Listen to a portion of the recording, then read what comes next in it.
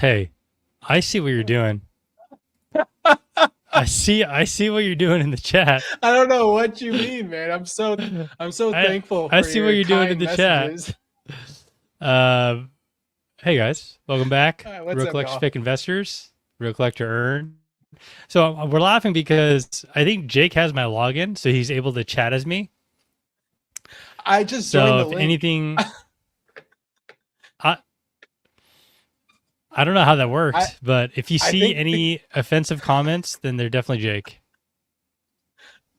wait, why? I'm signed in as you. Yeah, that's good. I don't I mean, I guess that happened when you provided me like admin access, but like I'm if I comment it's through your account. They're saying my stream looks like it's from a Nintendo DS. It's I finally loaded in. was it not Nintendo loading? DS. Yeah, you were lagging when you were loading in. It's Dude, probably I just don't know. It's probably oh because you're man. hijacking my account. I'm entering the matrix. Yeah. uh, Yeah, it's been a couple weeks. How you been, Jake? Jake and I, by the way, have not caught up at all. He just no, logged on. I joined a minute before. Was like, let's go. I'm good. I'm good. Work's been busy, obviously, but last was it Sunday? Or was it Monday? I can't even remember now. The days are jumbled, but I recorded 3 cards and coffee videos back to back. So content coming back to the channel very, very soon. And aside from that, Chaos Rising came out. I picked up a really cool um, air blister that I just had to buy. Oh, yeah. All Greninjas. It's called the Ninja Spinner Wait, all 3 pack. Greninjas? All Greninja packs and an upside down Whoa. Charmeleon. Yeah. So I was like, Okay. this is the Ninja Spinner blister, basically. I was gonna say the upside down promo, kind of mid, But all but Greninjas? Come all on now. Greninjas. Okay, that's pretty cool. Yeah, That's pretty cool. that was the check mark for me. Yeah, I bought like 4 of the 3 packs. I got a bundle. I had an opportunity to buy a case of booster boxes at like 208, but I ended up skipping 208 a box. And then I Don't bought like invest. Stop single investing. pack blisters and sleeve packs. I always do this on release days where I'll get one of each product SKU, like the main SKUs, like a booster box. I don't get regular ETBs anymore.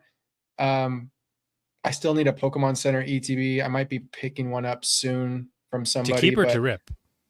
to keep. Like I always do one Pokemon Center ETB for the PC, sometimes two depending on the set. Um, I used to buy cases. Like I have a few cases of Pokemon Center ETBs, but that's now out the Did, window. did you rip? Of course not. I don't think I've opened a single pack of Chaos. I opened up a booster box that I bought for 250. Just one Okay. box. I got Philip, the trainer. I have no you, idea. you ever seen this guy before? No. I got Philippe the trainer, and I got the half art Pyroar That's amazing. You did and wonderful. jumbo ice cream. It's the Yeah, name of the trainer card. everyone's calling me a fake collector. Hashtag stop investing. But look at what he pulled and look at what I still have. I guess I mean you could say you have the memories of pulling Philippe. My luck had to run out sometime. Yeah, my glasses broke while I was cleaning them on Friday, not last week, but the week before, which was a great way to start my day. Um, so yeah, I'm wearing contacts for the time being. Different person. Yeah, my pull luck is so good that I would pull Mega Gengar from Chaos Rising. Not this time though. Next time. Yeah, Next time. you've used up all your luck with Ascended, No, I no, think. no. No, you just got to keep going. That's not how it works. Sounds like a degen gambler if you ask me. My pull rate on Ascended, I can rip another Oh, 1,000 packs and feel good about my pull rate. So You are. I'm I think. good. I wonder what the odds of what you did really is. If you think about it, like with the mega Gengars you pulled, like you might be one of the outside of Rip and Shippers, like one of the dozen people that have pulled that many. Maybe if that, maybe Wait, less than five. Wonder what the math is on that. I have a story to tell you. I went to a show and I talked to a vendor and he opened up a god pack. I'm like, oh cool. And he brought the god pack. It was all like top loaded. And he also brought he got the Pikachu, the Trikachu, and the Mega Gengar. Okay. In the god Okay. pack. And he was telling me this story. I'm being dead serious. This is exactly what he said. He said, I was going through the bundles and I noticed that one of the bundles had an X on it, like across the back of it. He's like, this is weird. I can't Oh, sell it. He opens it up, right? I'm dead serious. He opens it up. He gets a god pack and he pulls a second Trikachu in that bundle. And I'm dead ass. Like this is a true story. And he's it's like, always I like the couldn't believe it. I damaged told my product. Yeah. and he's like, oh, do you think someone at the factory had marked this and they were gonna pick it up? Like,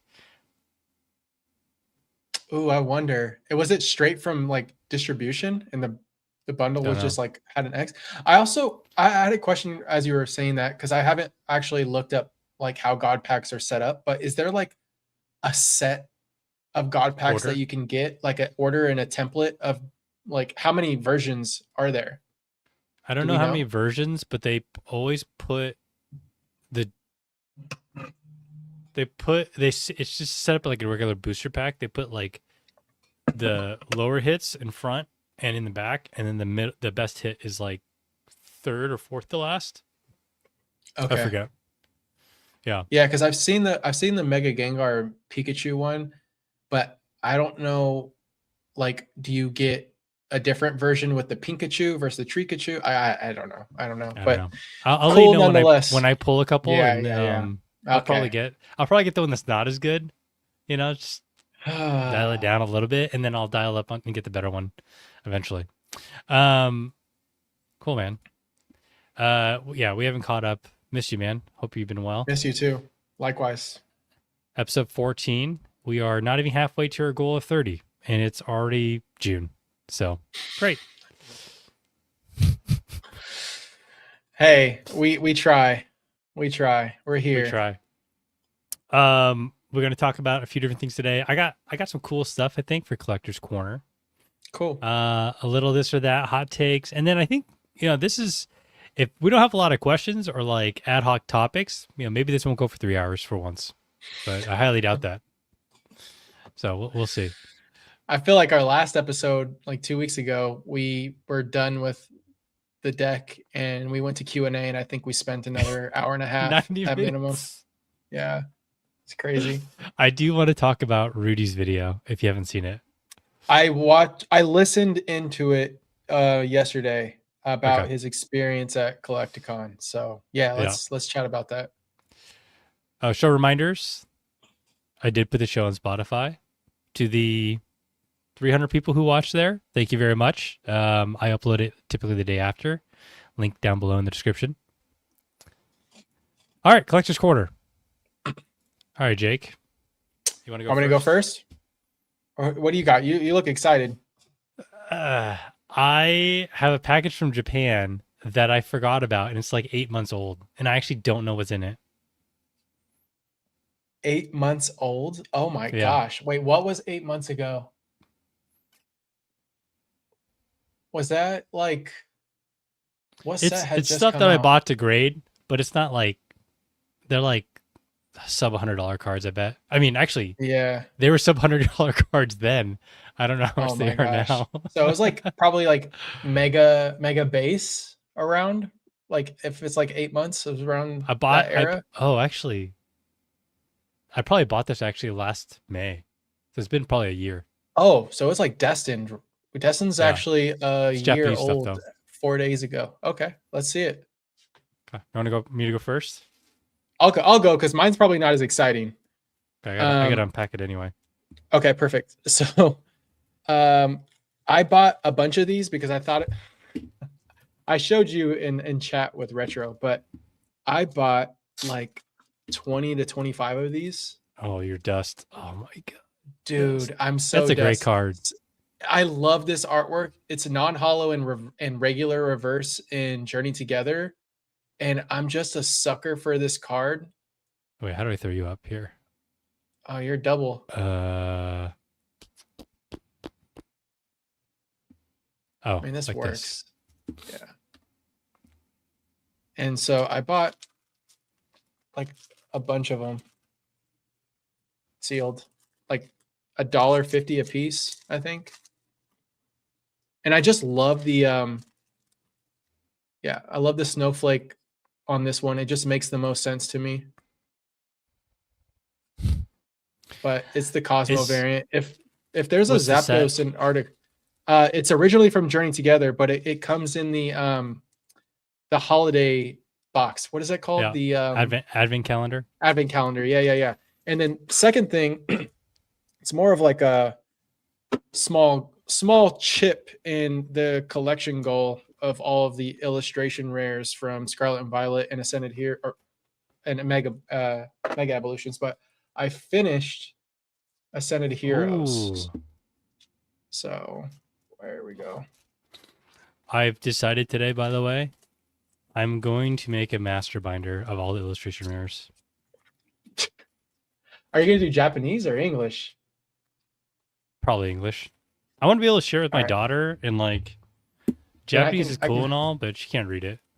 I can help you like organize that because I have Nice. I have a Figma file with everything from Scarlet and Violet, Meryl. and of course, gotta love the Meryl. And then the second half, I can pick it up. Mischievous. That's my second low key favorite I love the Mischievous. I was a big fan of Mischievous in Gold and Silver. But this card's illustrated. If you don't know, this artist did the Umbreon EX in Prismatic, and they recently did the Xerneas in Chaos Rising. Xerneas, however you want to pronounce it. Togekiss, Slurpup, Trevenant, Mimikyu, card. I love that card. Doug Trio. If you want to see maybe like a deep dive on all these cards, I do have a video. Selfish plug. Love it. This card's so good. Spiritomb. Yeah. And then there we go. Dreepy. And then last but not least, I kind of like the Staraptor. Yeah, the Staraptor is cool too. I love the setting. Colors are nice. But Hey, yeah, finish that. They're in top loaders or card savers for now because I need to set up a binder for Mega because Black Bolt White Flare is too large to fit in my other binder, so I'm reorganizing. You know, it's backbreaking work reorganizing binders. Like as a mid 30-year-old, that does not feel good on the back after like 2 hours of trying to map out your binder. I feel like I'm doing mental math trying to make sure I don't miss a slot. And then you mess up a slot by like one. Yeah. Tragic. Finger Butter says, new segment idea. Halucha on that thing sets collections to throw down on. Thank you for the $4.99. Mega appreciate Finger Butter also had the Snorlaxin idea. I haven't forgotten that. Yeah. I gotta text them that. I thank you for showing your name. Yeah. All right, let me have a turn. I have two sets of things to show. This is the first. So I looked at the top cards of these, but I swear I've not looked at the cards past the top cards of these. Okay. Let me get me on this screen. All right. Nice. Got a little Tatsugiri. Dude, I'm terrible at this. This is why I don't put packs on camera. Tinkaton. Oh god. Infernape. Wait. Multiple Infernapes. Oh, oof. Dang. What do we have here? More Infernapes. Okay. I think this is actually from last March. Okay. More of these. That's okay. This is heck up. This is so funny. This is so funny because this is like a memory of what was shilling those damn tag teams. And then the Infernape was like underrated, underrated, underrated. And then Tatsugiri went through a huge spike. Okay, This is that's that. so That's that funny. pile. I remember when I bought a bunch of Tatsugiris and Eevees to grade them because the pop for the Eevee and then the Tatsugiri was really low. I mean, relatively speaking, right? And I just saw an opportunity to grade them. All I right, we miss. have Oh, there we go. There we go. this ugly card that I don't like. That's the Okay, oh, so this good. probably has a print line. Oh my god, how many did I buy? Okay, Ah, this probably has a print line, as they always do. Got the Raging Bolt, another Pika. This is Iron. Wait, who is this? Iron Crown. Iron Crown. I do like that art. Another Raging Bolt. Another Pika. Let's go. Let's go. I know in English a 10 Dude. is like 500 or something now. You're lying. No, I'm not. I have 3 10s. I'm pretty sure it's like 500 now. And I have two Cake? raws in my binder. Oh, this must have been a while ago. A cake kick, another Pika, another cake. You're insane. Oh, okay. Yeah. Jason says apparently organizing your binder is a blue collar non-union protected job. Justice for the binder organizers. Yeah, that was my random stash of Japanese cards I bought. I think that's more than a year ago I bought those for whatever reason.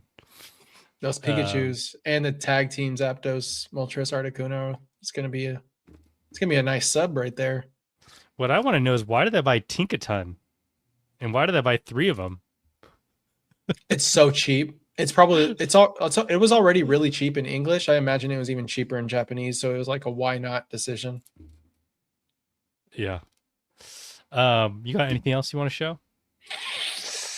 No, that's all I have on my desk. I just went to our local retail PSA submission center. They have one at Mojo Breaks, and I think there's like 4 or 5 currently in the US where you can just go in and drop off your cards. And I did it for the first time, and it's such a simple, smooth experience.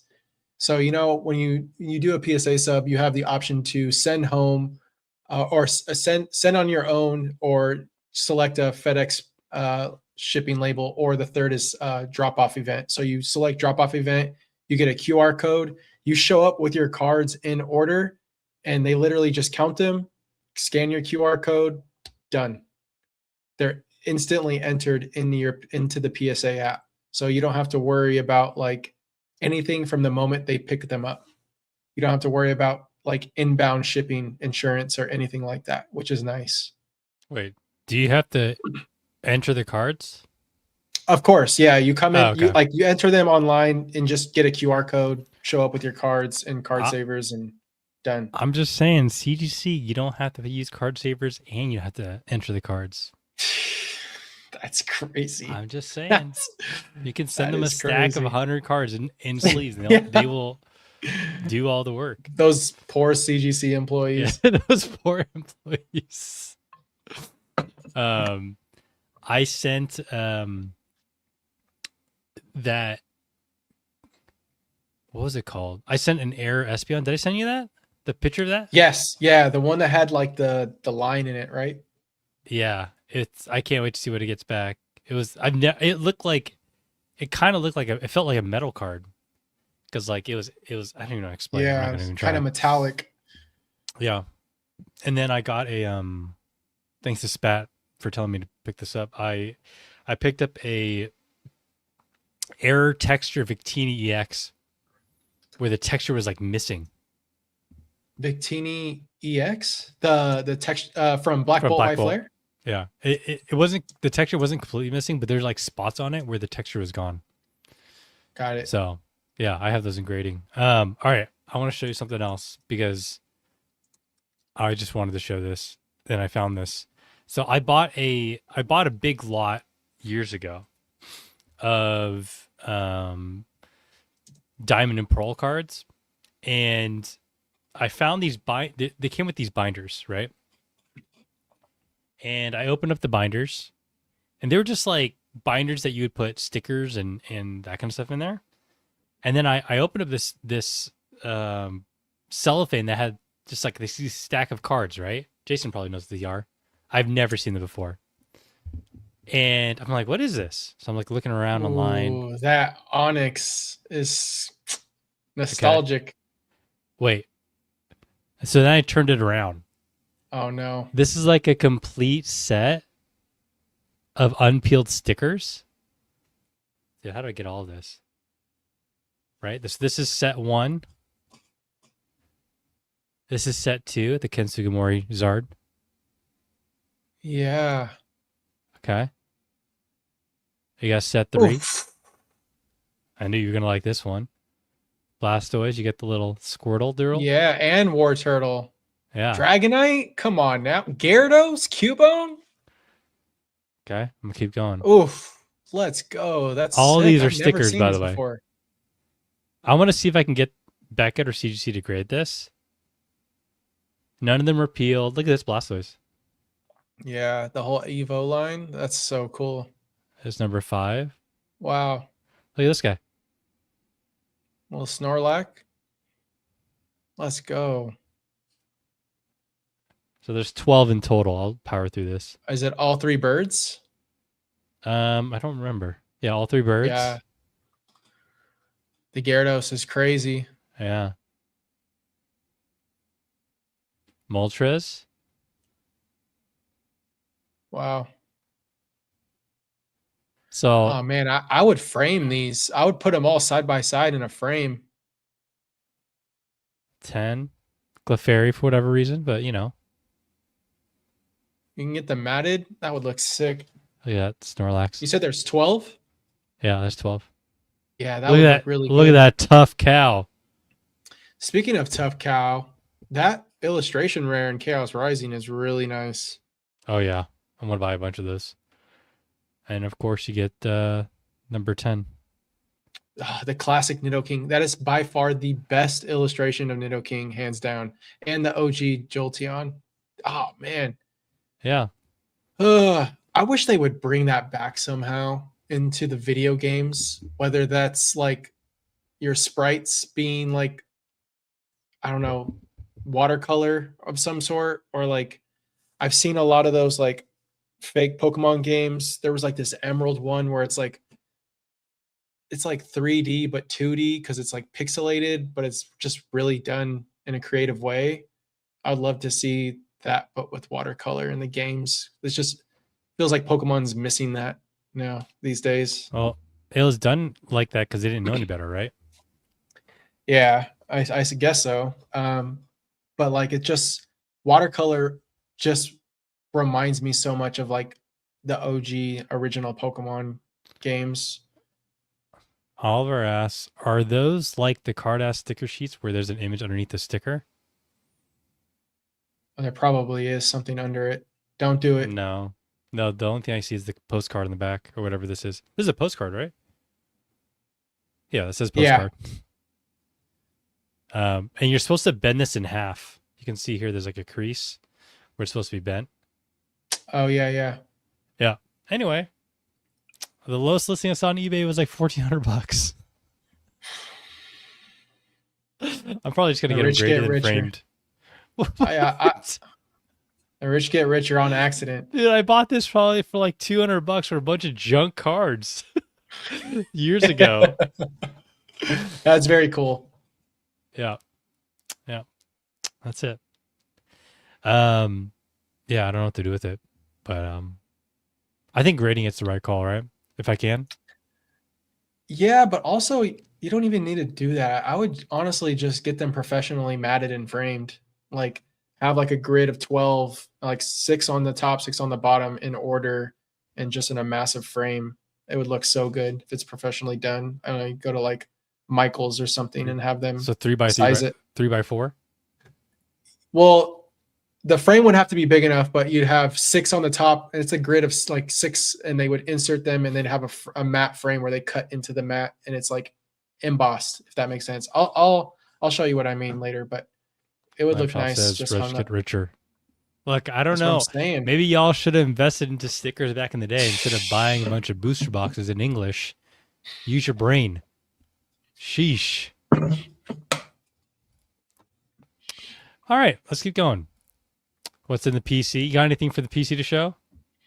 Other than no, like everything that I showed, I got the Ascended. I haven't been buying a lot of like any graded cards. I have a submission in assembly. Most of it's going to be for sale, but there's a few cards I want to keep. Yeah, I don't have anything too exciting this week. I have a stack of Delta species fire cards. Also in a random box I found as I was going through my stuff. Good old Ralts. I think I have to say, I think Delta species is my favorite. They're Got fun. the Phoebus, Larvitar, Horsey, Nice. Fire Horsey, Jinx, still terrifying as always. Krabby. No, that's not Krabby. That's The Kingler. Kingler. Jeez, what is wrong with me?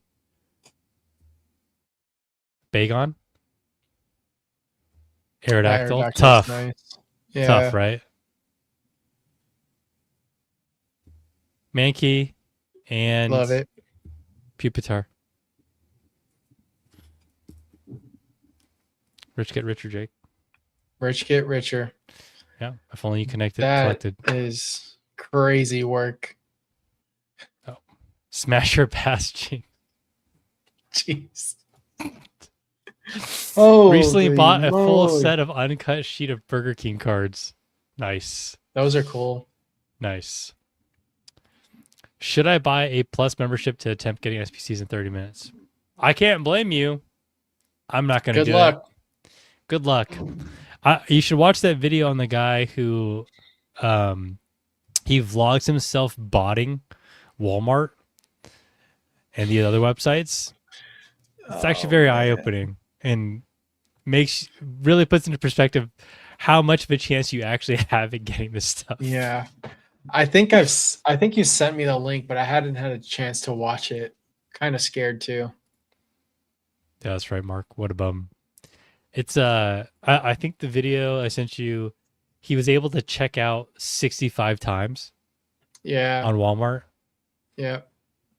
Yeah. And that was like 5 ascended ETBs per checkout or something like that. Yeah, something like that. Botter Boy something or something like that. I can't remember his name. I don't know. You could find it. Yeah. You can find it. Nothing else in the PC? Sadly, no. Yeah, sorry, I got one more thing. I really want to show you this. Yeah, no, I'm here for it. So I got this. Did I show you this? No. Oh, let me take it out of this case. By the way, this case is awesome. No. Okay, well.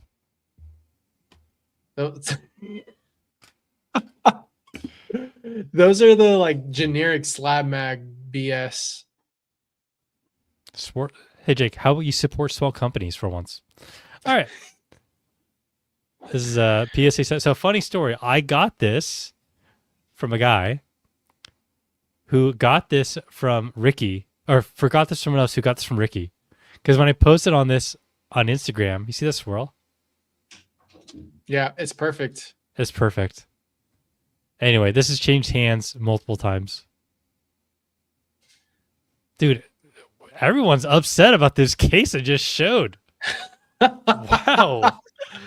You know what? I'm about to double down and buy a whole set of these. I got this as part of another card. Jeez. Damn. People get very territorial and tribal about their it's graded guards. What's the other one? With dragon whatever? Dragon scale. They're all knockoffs of graded guard. Yeah. Whatever. Okay, let's keep going. Hobby highlights. Where are we starting today? Let's talk about Okay, Chaos Rising. What's your general take and sentiment post weekend? Release is out. Greninja is still like $450. set's doing really well. I mentioned that I went to Mojo's to do a PSA submission, and when I was there, they were doing a I guess like a ripping event, but also like running their tournament. So like I don't like you have to when you come back out here, Erna, we have to go there because when I first went to Mojo's, it's just this really small like building, and in the back they have like a larger like warehouse space. But like customers only have like that experience in that front space, which is it's a really small. It was like a really small room. I want to say like a 14 by 14 max. And so they've done an Wait, did I expansion. go here with you? No, we haven't gone to Mojo's. We went to Okay. Card Shop Center. Yeah, the other one.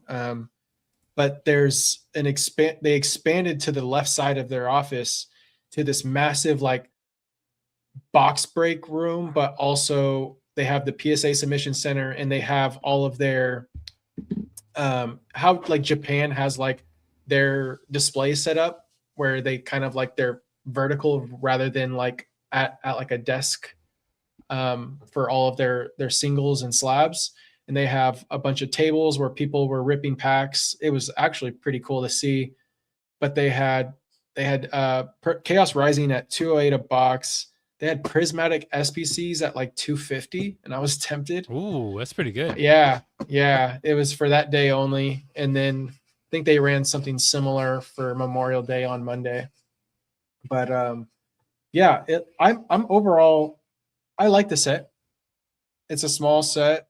I think the illustration rares are cool. Like I was a fan of like a lot of them. Um there's like 5 or 6 special illustration rares. I think Greninja is always and forever will be the top chase of the set. That's not changing. I think its price point makes sense in comparison to the rest of the market. Like I look at like where the Meowth is raw in perfect order in comparison to the box. I look at that and I look at like Phantasmal Flames and I'm like, this it makes sense. I don't like it, but it makes 400 now, sense. by the way. Yeah. Yeah. 395 low list near mint. Last sold Seems 400. yeah. I guess I would say like it being just a week out or nearly a week out from release, that price doesn't feel awful. Like we're looking at everything else and just kind of put it into perspective. But yeah, I'm not like excited about the set, if that makes sense. Like I really like Greninja, but I just haven't been a big fan of the Greninja cards aside from the promo from Shrouded Fable. Um, yeah, that's how I'm feeling about it. I like the Mega Dragalge. I think that's actually my favorite card of the set, which is weird. Like it's not a Pokemon that I've ever found to be interesting, but something something sparks my interest with that card. And I also found out that it was T0 that did the Floette. T0 did like a lot of big cards. They did the Umbreon V from Evolving Skies. They did all of the Johto Beast in Temporal Forces. Their style is just really well done. And then that AZ's Tranquility card is pretty cool. Like I love that art style, and it's fitting with the Mega Floette because he's like holding Floette in his hand or whatnot. Those cards would probably look good side by side. But yeah, it's a cool set, but I'm not like over the moon about it. It's just What fine. about you? Yeah, I also like that they gave us Uh, all 3 of the Gen 6 starters. You get Chespin, you get Froakie, and then you get Fennekin as the promo. I have not heard anyone say that. Yeah, I don't think anyone's ever actually realized they gave us all three starters in this set. Yeah. I pulled this jumbo ice cream. Anyone wants a jumbo ice cream? Near mint. PSA 10 worthy. Let me know. I'll sell it to you for 80% TCG low. Um, I bought 5 Greninjas at an average price of 450. They're all either going to be graded or have already been sent. Nice.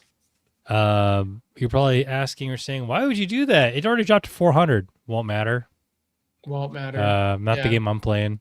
Um, Did you Print express qualities, them? I did. I'll let you know the Heck results in yeah. about 2 weeks. Um, yeah, I mean, like Phantasmal was a tiny set, and Greninja is not Charizard, obviously, but I think Perfect Order, Chaos Rising, Pitch Black, these sets are gonna pass.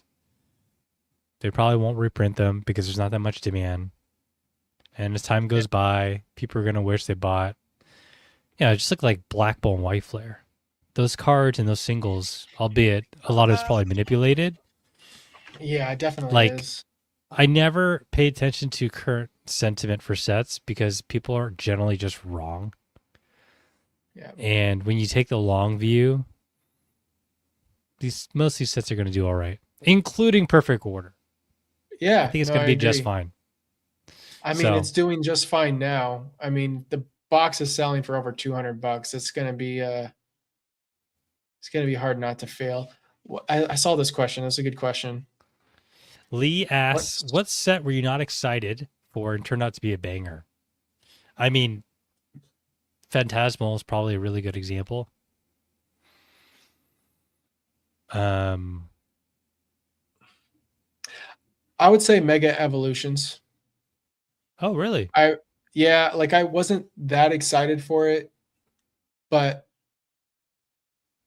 I think that set is like hands down the best base set we've ever got.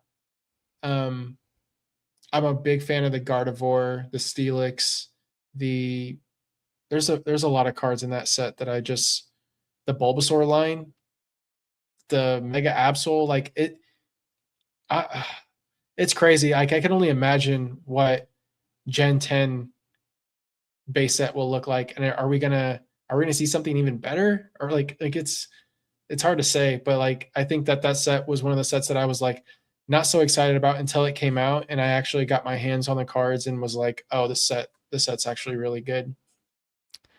I think I wasn't excited, but I also didn't really have an opinion on Mega Evolution. But I think Black Bolt and White Flare for me, because like Yeah. I played Black and White. I got back into the hobby for a short stint as a young adult, buying Plasma Storm and some of those sets. I just remember how crappy those Pokemon were for me. So when they announced Black Bolt White Flare, I'm like, yeah. Now though, I still believe it's the best constructed set, like by far. Do you say that because All the every cards are expensive. Pokemon no no, do you say that because every card got an illustration rare and it's the best constructed deck, or is it because like there's that, but there's also like the black white rare red rarity, what are the BWRs? Like I think that adds a lot to it. The Um BWRs will go into this or that. The Zekrom and Reshiram full arts, I think, are yeah, phenomenal. Um, I agree. Seismitoad, I don't know. Seismitoad, whatever. But, it's like a Yeah. $2,000 card down to 10, which is Is it crazy. really? And guess who has one in Wow. grading, Jake? How many times are you gonna send it till it finally gets the 10? This one's definitely a should get a 10. Yeah. Good luck, because that set's quality is pretty rough. I've Yeah. been Yeah. slowly trying to pick up the IRs. I have a dent in them. I'd say I'm about like 50% there. Then I think last episode I showed you I have every single special illustration rare in a 10 except Superior, which is in grading. So hopefully that tens and I can close that chapter. Do you think you're always going to collect PSA 10s to master set? Um, okay. Sword and Shield's done. Like that is the one set that will forever be off limits until like either I decide to in the heat of being I don't know 60 70 where I'm like let's offload this or I pass away and Andrea sells it. Including promos? The whole like no the Sword and Shield alt arts they're done. Like Including I promos? have like the alt art promos. Yes. Yeah. Yeah. Oh, nice. Like the Yeah. Like evolutions. all of it.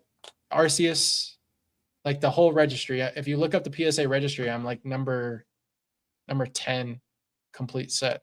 I think there's Wow. like, yeah. No, yeah. I know like 3 or 4 of the people that have the complete set. Are you collecting black belt and white flag IRs in a PSA 10? In a different market, I would have. But I'm actually only doing, I don't have it near me, but give me a second. Give me a second. I'll bring something up. When can we get a Johto focus set? That's what I'm talking about. I don't think they're ever going to do it though. Because Johto is one of those weird generations where I feel like there are a lot of people who are diehard Johto fans, but I don't think most people know how many Pokemon are in Johto. Like usually it's like Umbreon, Espeon, Lugia, Ho-Oh, the legendary dogs, Okay. Tyranitar. I This is feel gonna like be there's not as much excitement for that era as there are just for like the top 10 Pokemon. We're talking about Johto, I'm Jake. oh yeah. If there's a Johto set, it's game over. I'm really excited for series 2. Um, I've been reorganizing, so my trainer gallery is in a separate binder, and I'm gonna relocate all of this into that binder. But this is Scarlet and Violet, basically. I'm gonna where's the best? There we go.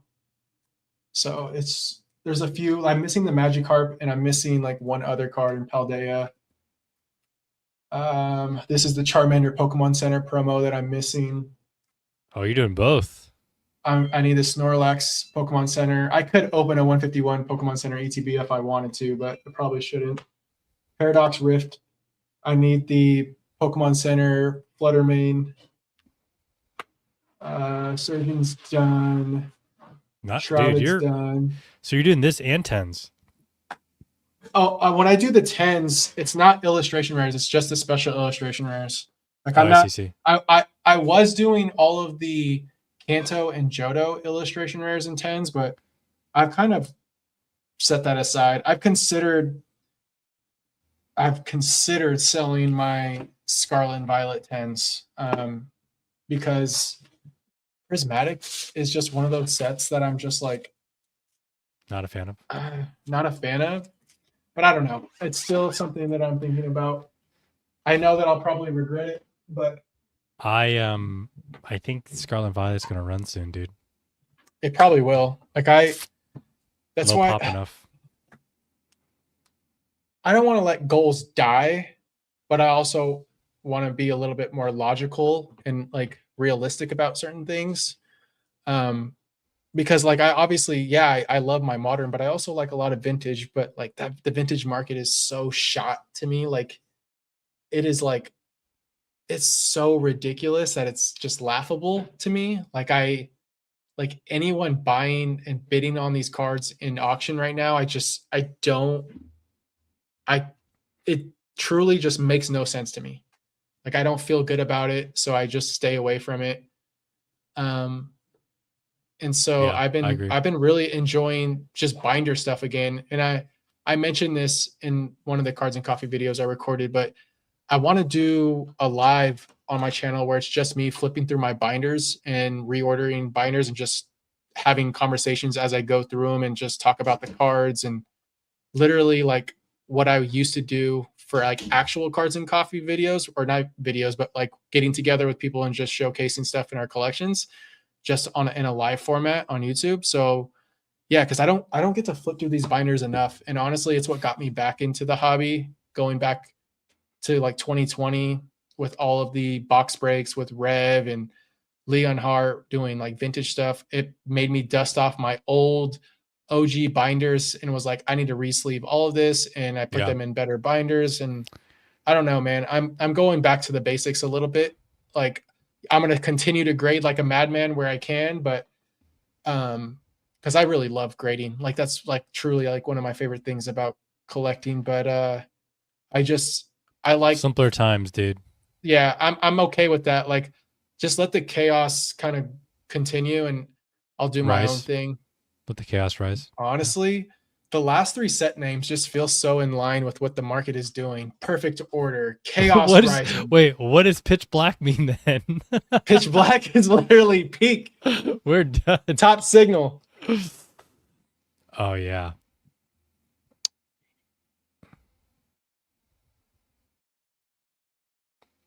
Yeah, I am a these big are fan of the Armor Rouge. I am too. That side by side with the um what's its counterpart in Journey Together? Surledge Cerulege would look so good graded side by and Journey side. Together. Not Journey. Did I say Journey? Prismatic Evolutions. A No, prismatic. no, no. Surging. I'm Surging. thinking Yeah. Surging. Yeah. The IR, not the special art in Prismatic. But yeah, honestly though, you want to know what my favorite card from this list right here is? Zarude. The Slow Bro. Slow. Dude, that card is so good. Can It's we so agree that good. Slow Bro is way cooler than Slow King? Oh, Can we that's a please hot agree? take. That should have been a hot take, dude. I don't know. I don't know. I do not know. Um, Sell out. Johto sell you know out. what? You know what's funny about the Delmise card that Chris mentioned, the one in the Yeah. bottom left? I thought it was a Bennett card because I saw Bennett in the background and didn't even recognize Delmise at first, which is like the ghost anchor Pokemon. Has this been in the cartoon or anime? I need to watch an episode with this Pokemon is in it. I have no idea. The Zarude is tough too. Yeah, Zarude's tough. And then the what's the fox's name? I don't remember. Someone in the chat might know. Foxy Woxy. Yeah, that's what it is. Foxy Woxy. Totally. The parrot, is that Toucanyon? Something like that. And then I think that's Sil Valley, right? Or is that Bastiodon. Titanol? Valley. That's the valley. That's Sil Valley, yeah. Thievul. Thievul. Yeah, there we go. It's like By the Sly way, Cooper. Do you like in our text exchange when you didn't respond to Retro and I said Crickettunes? I didn't I didn't even get it. I didn't even get it. It went past my yeah. So Retro's waiting for a response from Jake.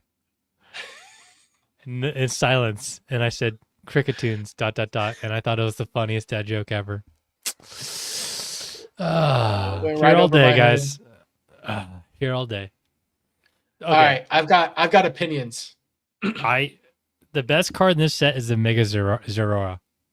Oh, I hate you. You're so annoying. You're so annoying for saying that. You literally just trolled. You're lying. You're lying. Okay. You're lying. It's second best to the Morpeko. Hold on. What is the issue here? You're lying. Are you gonna say the Chandelure? The best. Wait. Okay. First of all, the best card is obvious, and that's the damn Mega Darkrai. The second best card is tied between the I already forget its name. The Chandelure and the what's this damn Pokemon's name? The one that Dedenne Morpeko evolves into. Morpeko. Yeah. Dedenne doesn't evolve. Dude, Dedenne's not evolved into Morpeko, okay? Oh, whatever. Jeez. Whatever. Anyways, the Zeraora is the laziest art I have ever seen as a special art. And this is the same. This is Ghidorah. This is the same artist that did Ethan's Typhlosion There's so from much Destined aura on Rivals. this dude. I can't even. Oh yeah. This All card right. is How do I awesome. remove this guy from the chat? Okay. Now, what about Morpeko? Marpeco's great. I Okay. love the yeah, the Okay. framing. This card's awesome. Yeah. I like that the trainers connect. This is cool. Yeah, this is cool. Who's the Silvally trainer? It's from Sun and Moon, right? I don't know Yeah. anything about Sun and Moon. You get +1 point for the 0 aura for mentioning this, Rizzy. But Static still, Shock vibes. it's a really weak card. I looks just like a find it full art. surprising that you think the Darkrai is that good. Darkrai, it literally feels like it's out of Crown Zenith. What are you talking about? Lazy. Redoing a card art? Wow. Are we really? Wow. It's not redoing anything. It's connected. The colors in that card are so good. It's a good card. I'm just trolling. But I still like Morpeko. Okay, now I have a question for you. Yep. You have to pick one. Perfect Order, Chaos Rising, Pitch Black. Which one are you buying and why? You mean which one will I end up buying more of and why? Sure. Pitch Black. Clearly. And there you go. And it's because everyone else is buying it. This is not a difficult question to answer. As a collector boy, all right, stop. Who cares what I want? Stop with the play mind. This whole market is based on what other people want. It's not that complicated. Pitch Black is by far the best of the three. Morpeko has Invader Zim vibes. That's so accurate. I agree. Yeah. Anyway,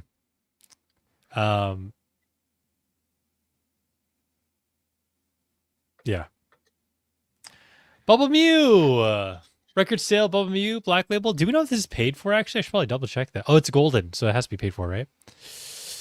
I suppose so.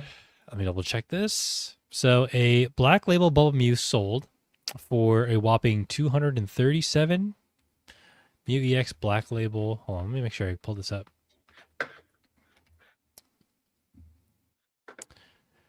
What do you think about this, Jake?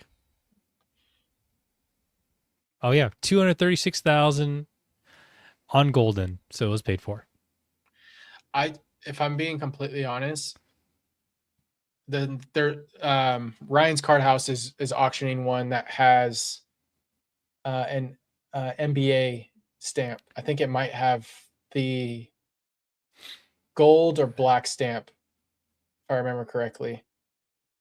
And I think it's actually going to go for less. I don't know. Right? No, it has the NBA on it. But dude, the NBA doesn't mean anything. The market says otherwise. But why would an NBA card go for higher than a Black Label? Black Label is literally the highest. No, it is a Black Label. NBA, like the stupid little diamond. Oh, NBA! Sticker. It's an NBA Black Label. Yes. Yeah, I don't think it's gonna fetch. Like, there's no additional premium on top of a. That doesn't make any sense. No, it doesn't. It doesn't. But we're going for third-party validation on top of third-party validation. Oh, where does it end? It's like, what? Why do I need a certification on top of the certification to tell me that my card is the grade that it should be? Hey, not only is your card perfect, it's a little more perfect.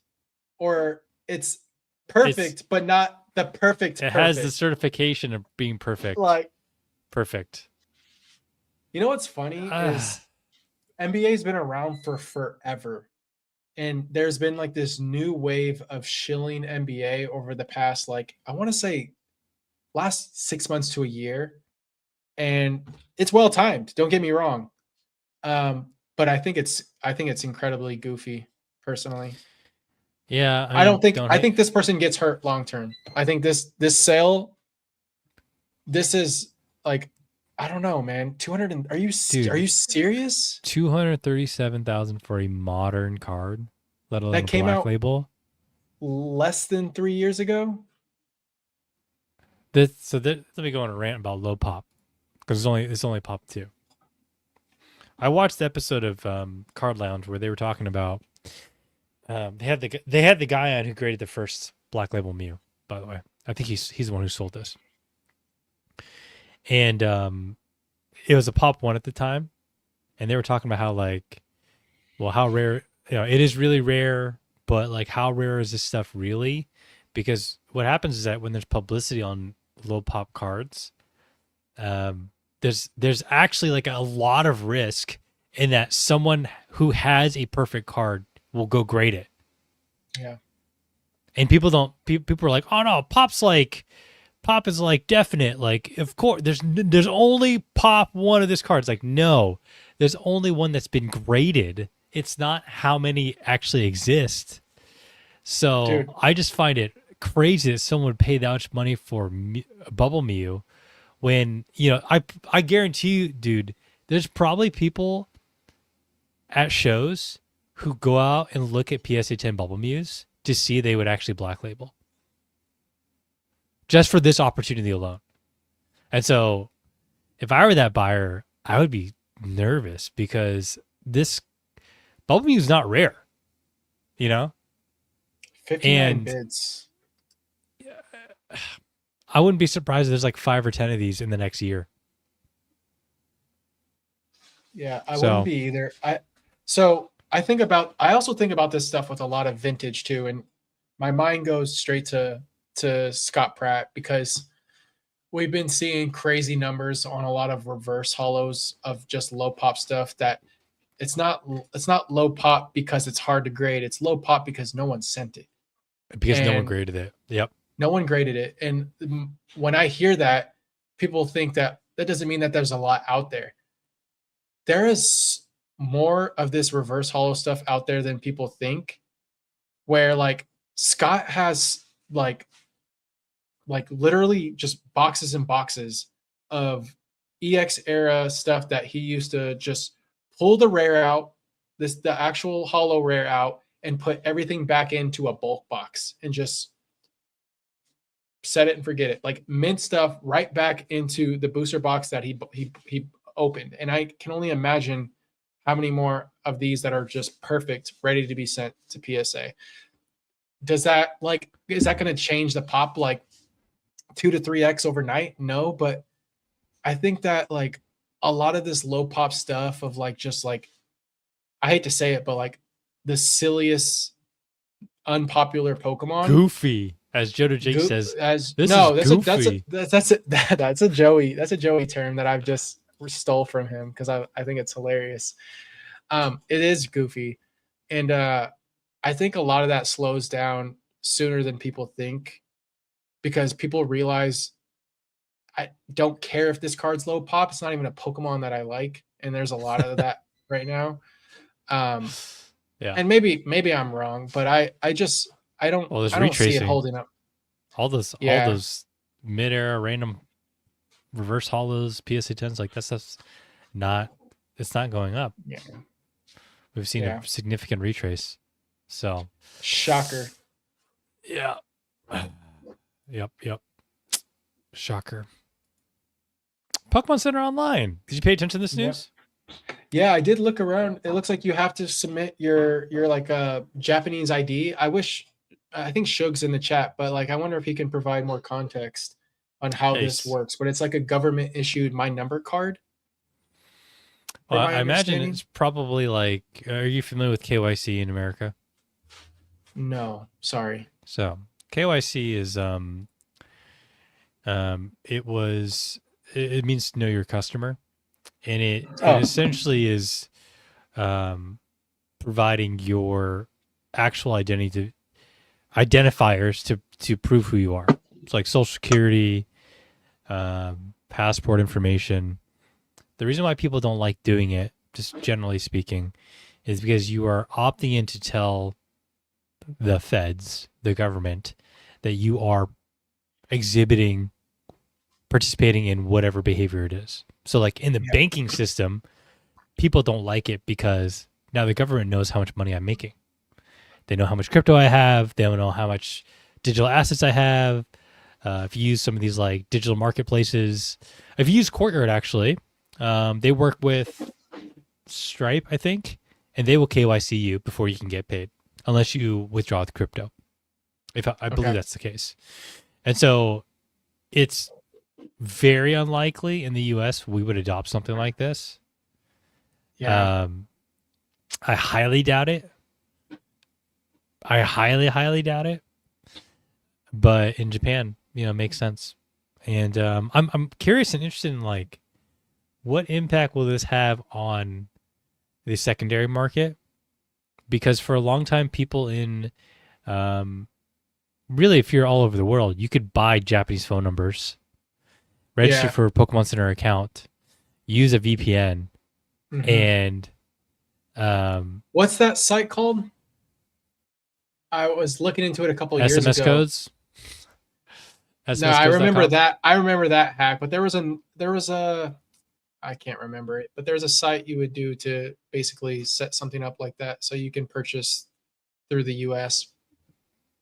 Why what am I never bought anything You mean like a from reshipper? Japan. Maybe it was like a reshipper. Maybe I'm thinking of yeah, forgive me. Yeah. So a lot of Not these buying. flippers or scalpers, whatever you call them, would buy a ton of phone numbers, and that's how they get access to the lottery system. I don't Yeah. think I've ever won. I think I've only won like one Pokemon Japan lottery since the dawn of time. Maybe like Sheesh. once. Sounds like it's So worth it. yeah, I mean, we'll see what happens in the secondary market. I mean, Do you think that um, affects? Do you think that'll apply to some of these promo events, like the one that we saw with the Magikarp? Because there's probably a lot of foreigners there. Like I would imagine it's like a lot of like people from China and Taiwan. Like I don't think they're. I think that's just participation based in person. yeah, And you can hire. You can hire people. When I know people who go to conventions to like line up for promo cards, and you can pay them like $20 an hour, and they'll just do that, and they'll wait in line multiple times for other games, right? It's not specific to Pokemon. Comic Con and um, Magic Con, whatever it's called. You can hmm pay people to do that. So I don't think they would do that for that type of event because you have to show up physically. This is probably more so for like the online drops and lottery system stuff. yeah. I mean, it's good. I hope the US is getting better about this for the Pokemon Center here. For I know that they're adopting SMS and newsletter exclusive stuff, but I hope they continue to find ways to like get it into people's hands that actually want it, and are able to spread it out better than what they're currently doing. I wish bigger like brick and mortars like Target and Best Buy. I think Best Buy's starting to do things like that with like their lottery system. But if more companies did that, I think we'd have less of this botting issue and a lot more less resellers. But we shall Yeah. see. A wise man once said, if people are scalping, that means there's stuff worth reselling or something Yeah. like that. I don't know. I mean, yeah. Oh, man. First I was partner surprised series by 3. this. Which Yeah. part? The pack selection and the release date. So I was timing this based off the first and the second launch, and it was like a perfect 2 or 3 month span between the sets or the series one and series two. And I had expected that we were going to see Pitch Black and the following set, which would have been the Rayquaza set as part of Supposedly. Series 3. Yeah, because I initially expected this to release in September, but I think they pushed it up to avoid the anniversary set. Um, We still don't know when Rayquaza set's coming out, right? we do in Japan. I imagine if it comes out in end of July in Japan, it'll be an August or September set here in the US. Because if Pitch Black comes out when in July. July? Yeah. Yeah, I would expect like September that set comes out. I will probably just Or blind buy that set. or we have a situation where we have Pitch Black in July, and then we have our 30th in September, and then our Rayquaza set and our Aura Seeker set are a single English set in November or December. I would like that. I think in November we would get that, and then our final mega set would be in January, which would include our Raichu X and Y as like a holiday, which would be a two. I'm theorizing. I think it's going to be two ETBs, one for Raichu Y, one for Raichu X, and then we get our potentially our base set in March for Gen 10.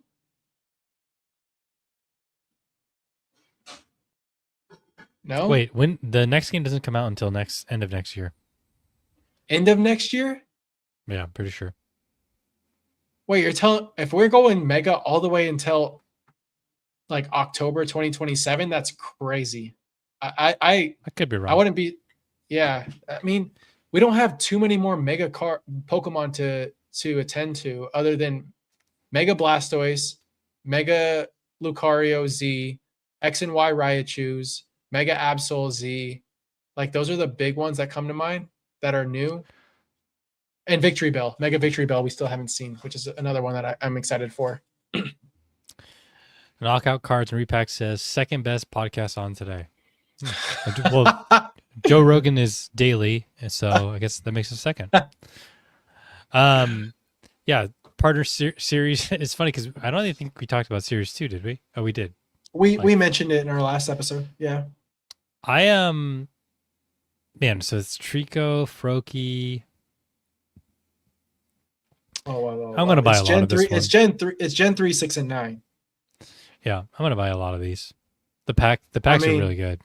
We already know that Torchic and Mudkip are going to be the top dogs, and then I think a sleeper Trico is going to be.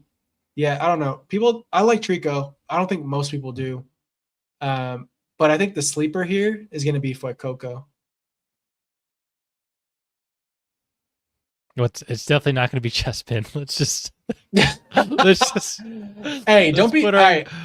Let's put our guy at the far end of the scale. Don't be hating. I think I'm not hating. The Mega Chestnut looks really good, and I actually have a theory that Pokemon is going to be in the Rayquaza set as like a lead character in the set, like on a pack art. Do you want to hear my evil plan? I'm gonna submit 10 complete 27 card sequential sets. Yep. Why not? Yep. Why not? Why not? I've thought about it myself. Trust me. Why would I go for 9 when you can go for 27? Yeah. I know I'm gonna get wrecked on that one card, and it's gonna be Chespin. It's gonna be Chespin. Yep. Yeah, I think these look really good. I listened to you don't pull them up. Jordan collects a lot. Shout out to Jordan.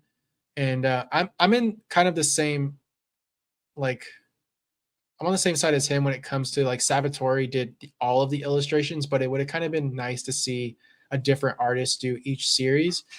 Then again, like they probably wouldn't look as good together in a binder.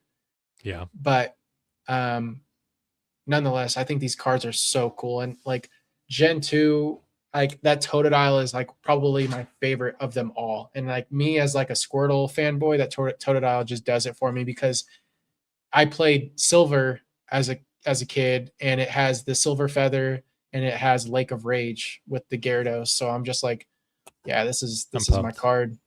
Yeah. Mega pumped. Yeah, I want to buy a bunch of these for sure. For sure.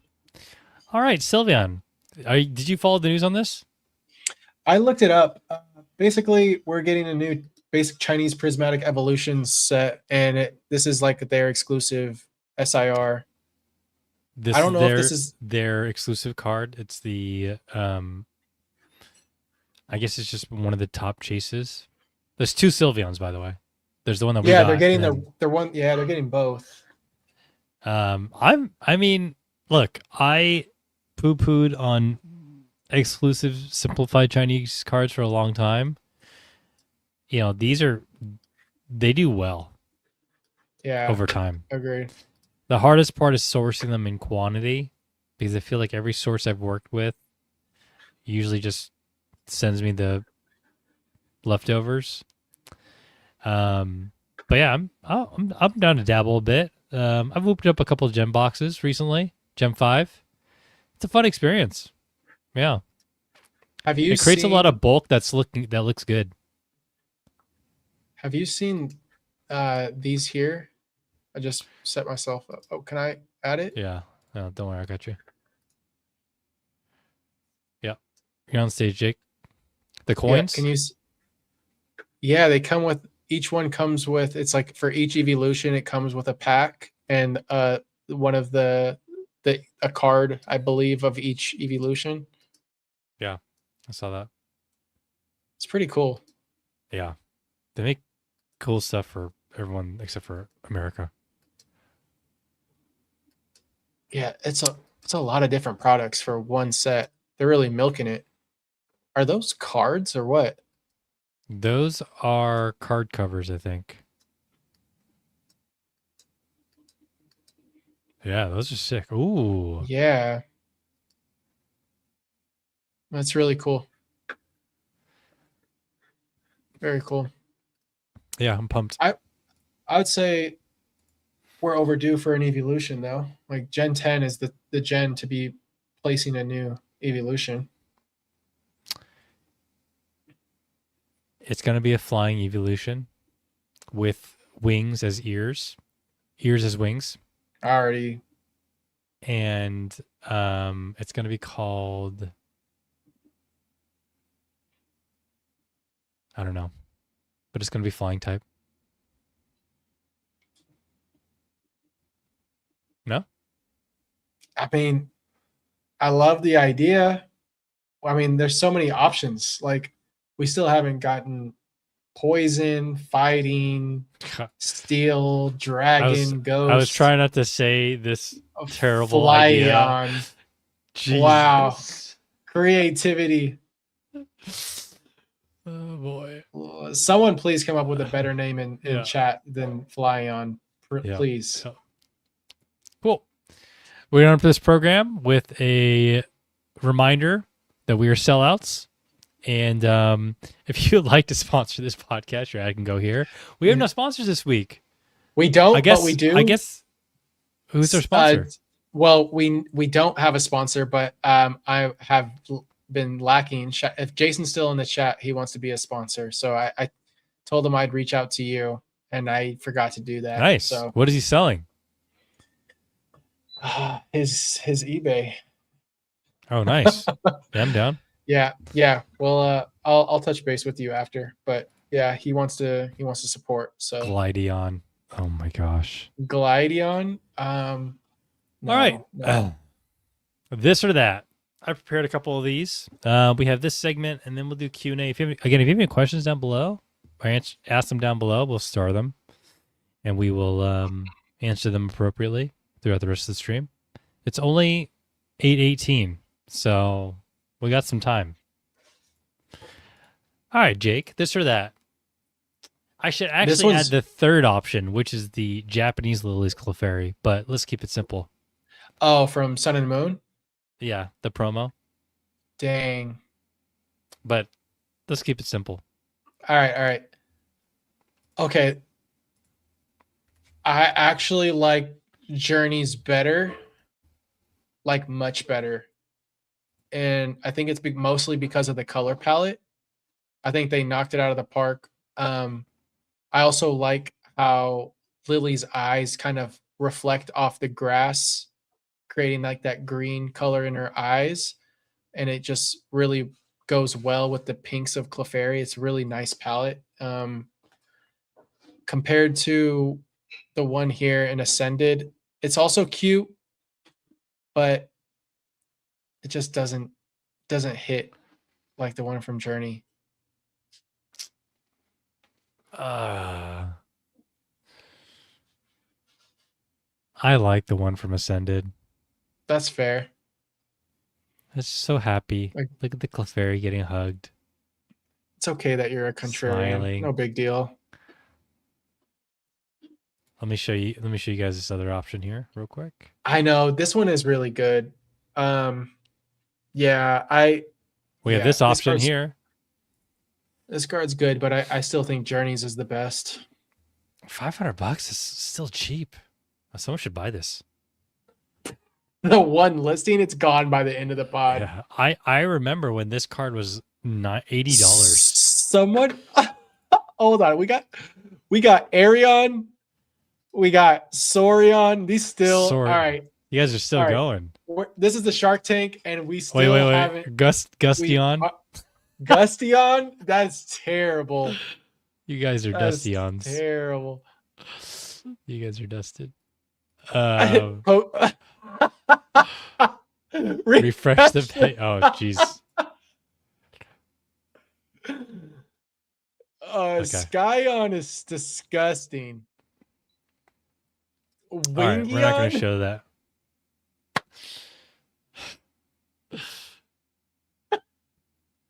These are probably the worst suggestions I've ever heard. These are Flygonian. All right, next. Twilight Masquerade, Greninja, or Chaos Rising. This is a no-brainer for me. This is Chaos Rising. Twilight Masquerade, I don't know what's going on in this picture at all. I don't like the diamonds. I don't like terrestrialization. It's just too much going on. I know exactly what's happening in the Greninja EX from Twilight Masquerade. Greninja has just thrown a grenade inside of a Chuck E. Cheese pizza party. And for those that don't know this about the Mega Greninja EX, there's a normal Greninja in this artwork. And I don't know how many people have actually seen it, but it's there. Hold on, I gotta pull it up on my other screen. Thrustion? All right. This is getting out of hand. Where's this regular Greninja you're talking about? Thrustion is crazy. Pull it up in is he in that water? Detail. Celestion. Celestion sounds. Yeah, he is. Celestion. All right.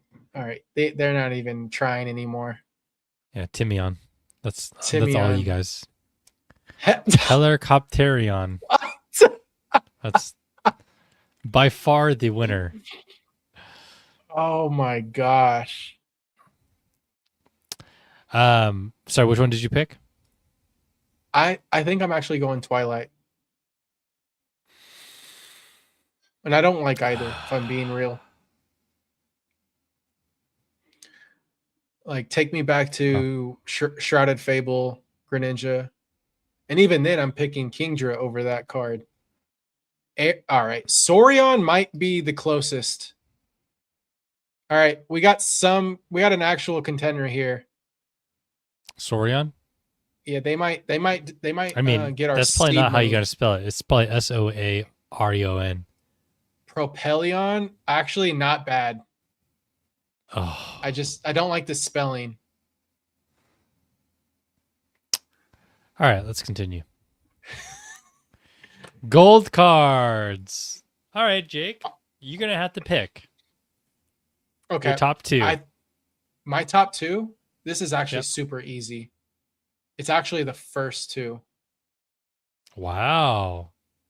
Yeah. Gardevoir and Lucario. The Mega Lucario is my favorite because it reminds me of Yugi from Yu-Gi-Oh! It feels like I don't know. It feels like a Yu-Gi-Oh card to me, and I think that's probably why I draw interest. The Greninja and the Zygarde are the worst of this 7. Like they are like that Greninja. I couldn't even tell what was going on there, but it's this. It's basically the same thing as the Greninja's upside down. They Oh gave the wow, this Greninja is the crazy. Charmander treatment from Mega Charizard X from Phantasmal. He's like covered up by the text. Yeah, the Mega Charizard X is decent too, but I'm throwing all these away if I'm being honest. I think I am Mega Lucario and Megazard X. Mega Lucario and Mega Zard X. Those are actually my second options, like or second Yeah. option. Yeah, I don't I really agree with that. know what I'm looking at with Zygarde. It's kind of Hold on, confusing. I got you. I got you.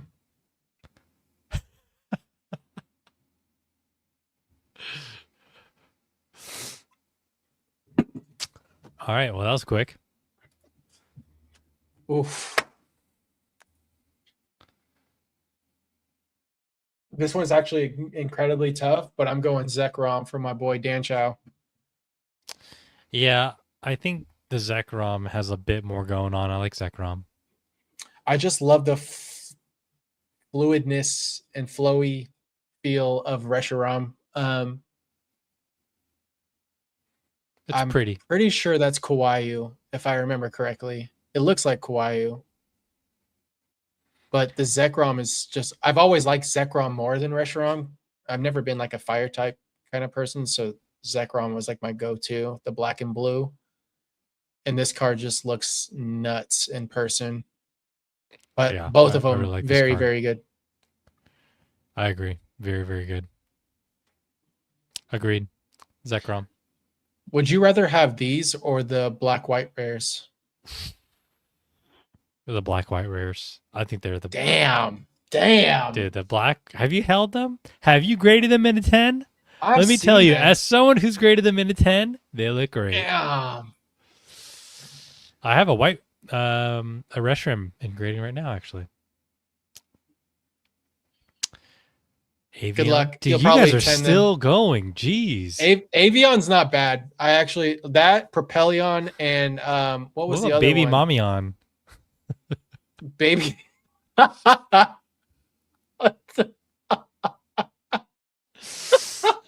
Uh, Oh my god. uh, I love it. I love it.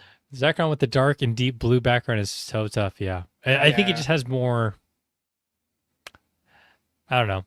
Has more It going has on. more of a godly legendary Pokemon presence than the Reshiram. I agree. Scalpion. Oh. All right, Bulbasaur. Ooh. Bulbasaur or Bulbasaur?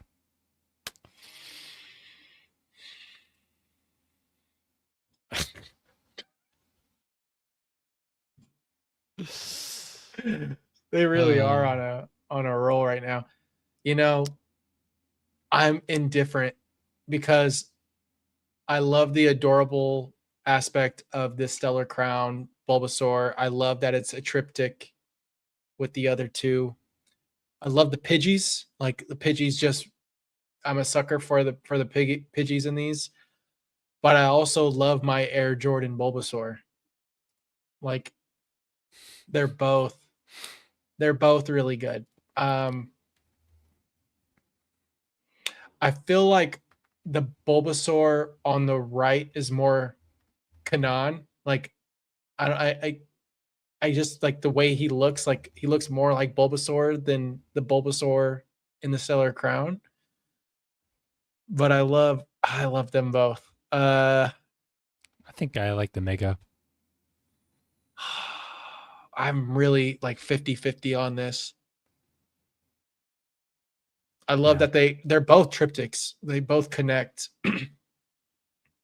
What's the Bulbasaur connect to? A Joltik? The one on the right. No, the Which one one? on the left. To the Squirtle and the Charmander. They're all. It's a Oh, triptych. They're duh. all. Oh my god. Isn't there a Joltik that connects This to the man Bulbasaur? said Joltik. No, Yeah. Am I crazy? you are Chat, am I crazy. crazy? Come on. Joltik is Let crazy. me roll the dice here. Joltik. Come on, Joltik. Let me look this up. Joltik. Dude, I'm not crazy.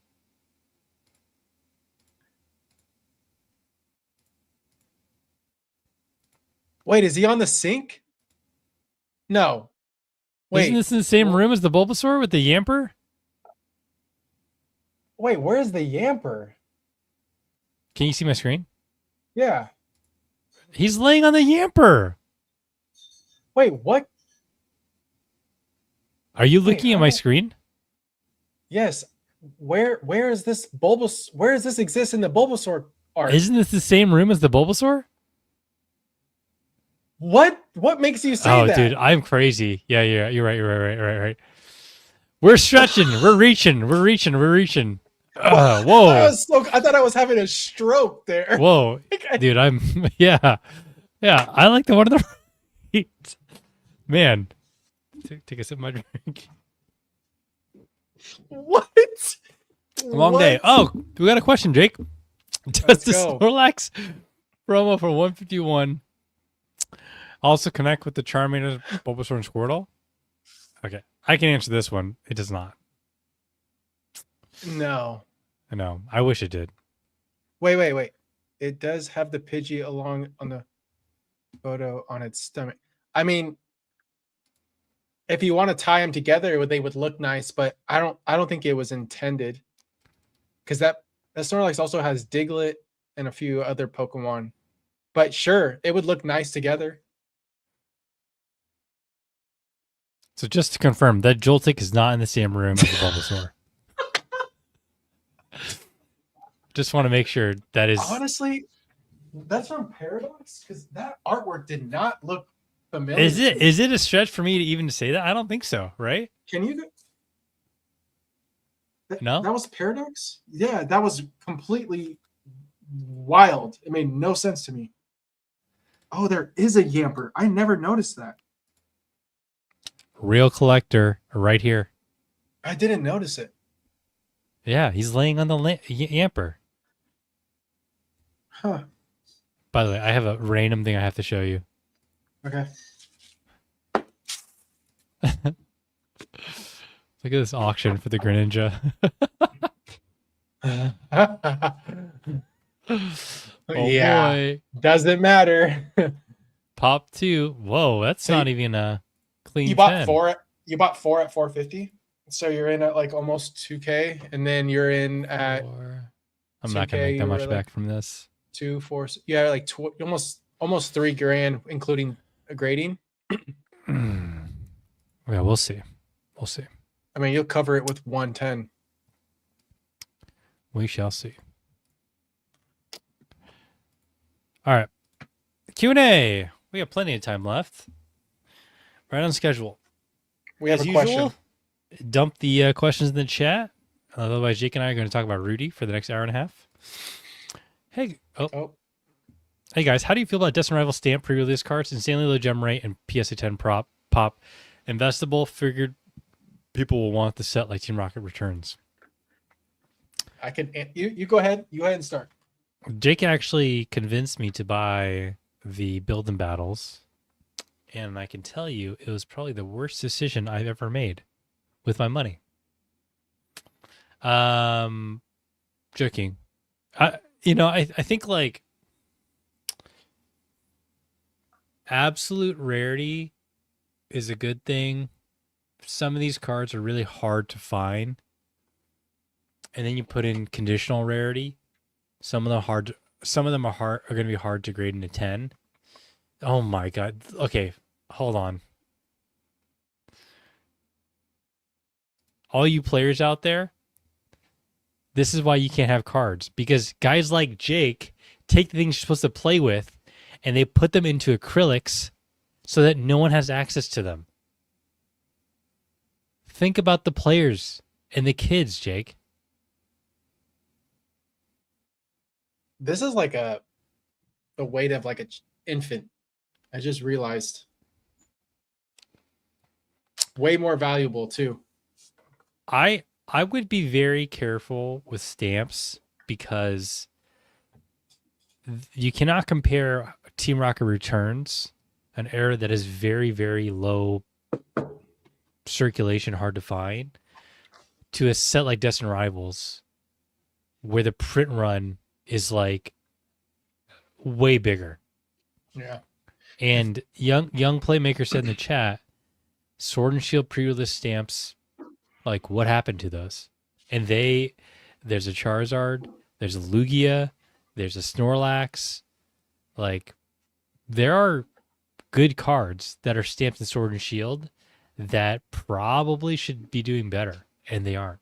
So, if you can get them for cheap, it's not a bad idea. But like you're going to be sitting on them for a while, and I think these cards in a 10 are what, Jake? Like $200, $300?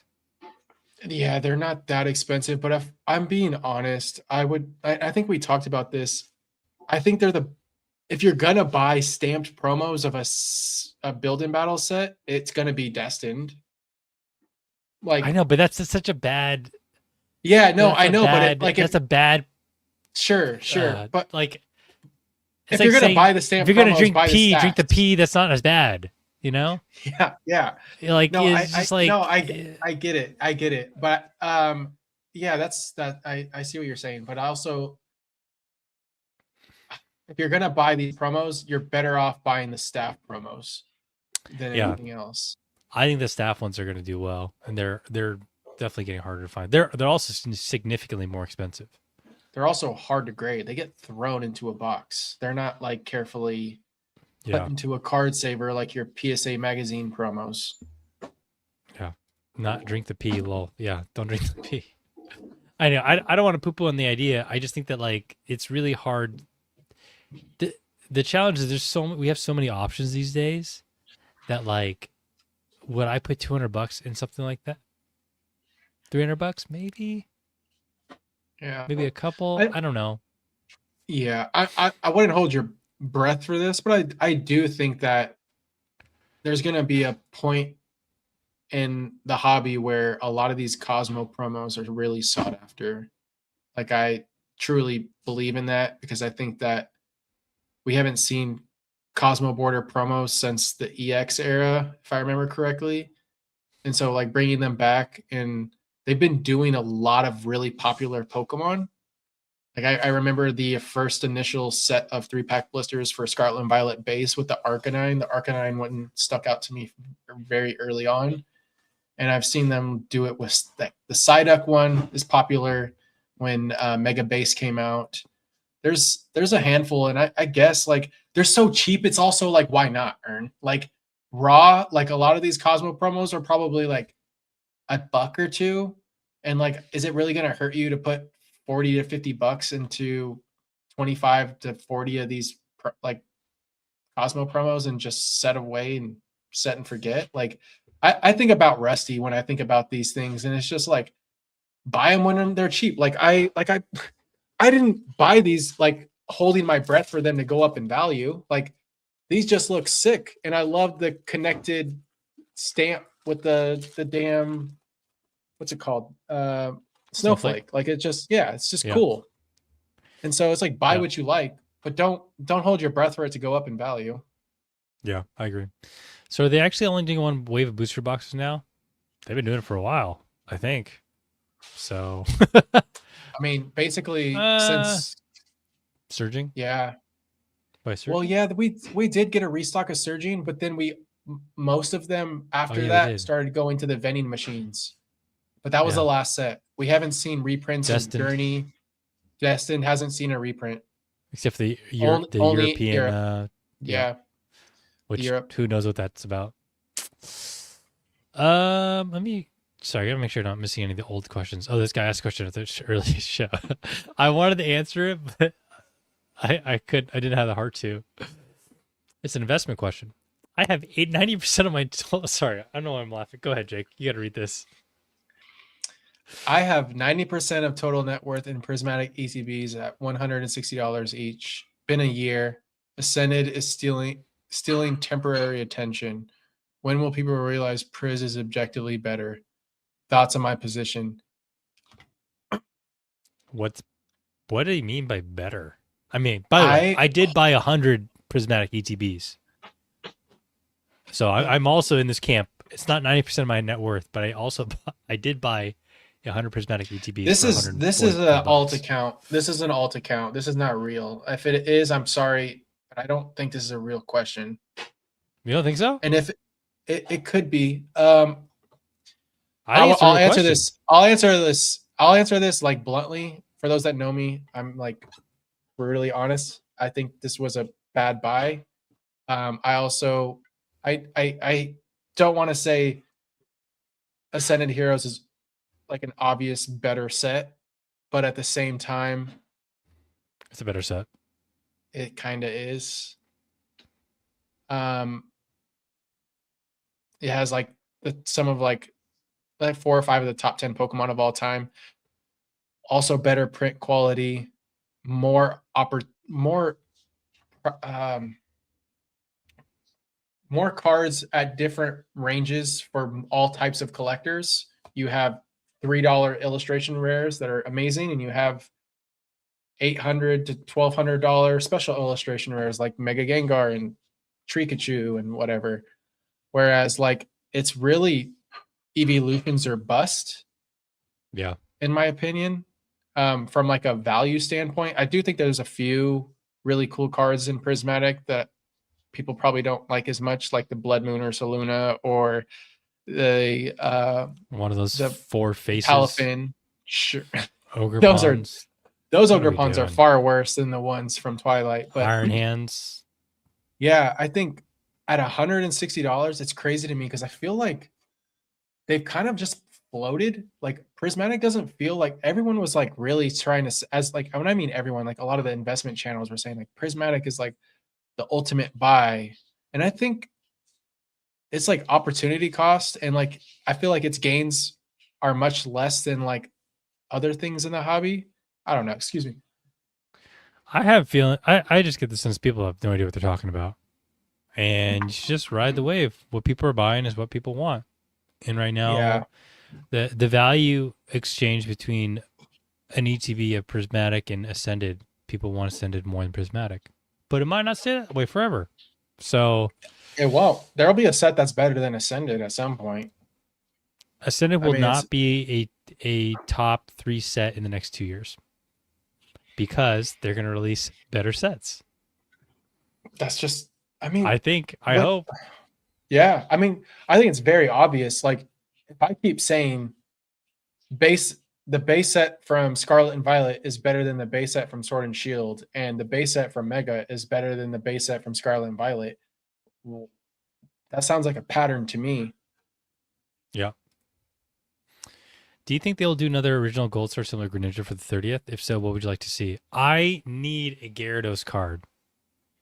They won't do it because Gyarados, I don't know if they keep it at that. I don't know if they think Gyarados is like of that tier. You don't think Um, so? I know. I'm not saying I don't think that. I'm saying I don't know if they think that. I think they do. Like But there already is we've a Gold Star Gyarados, so yeah. that nobody has because it's incredibly rare and expensive. Yeah, Fukuda comes back with a new gold star. Gold Um, Star.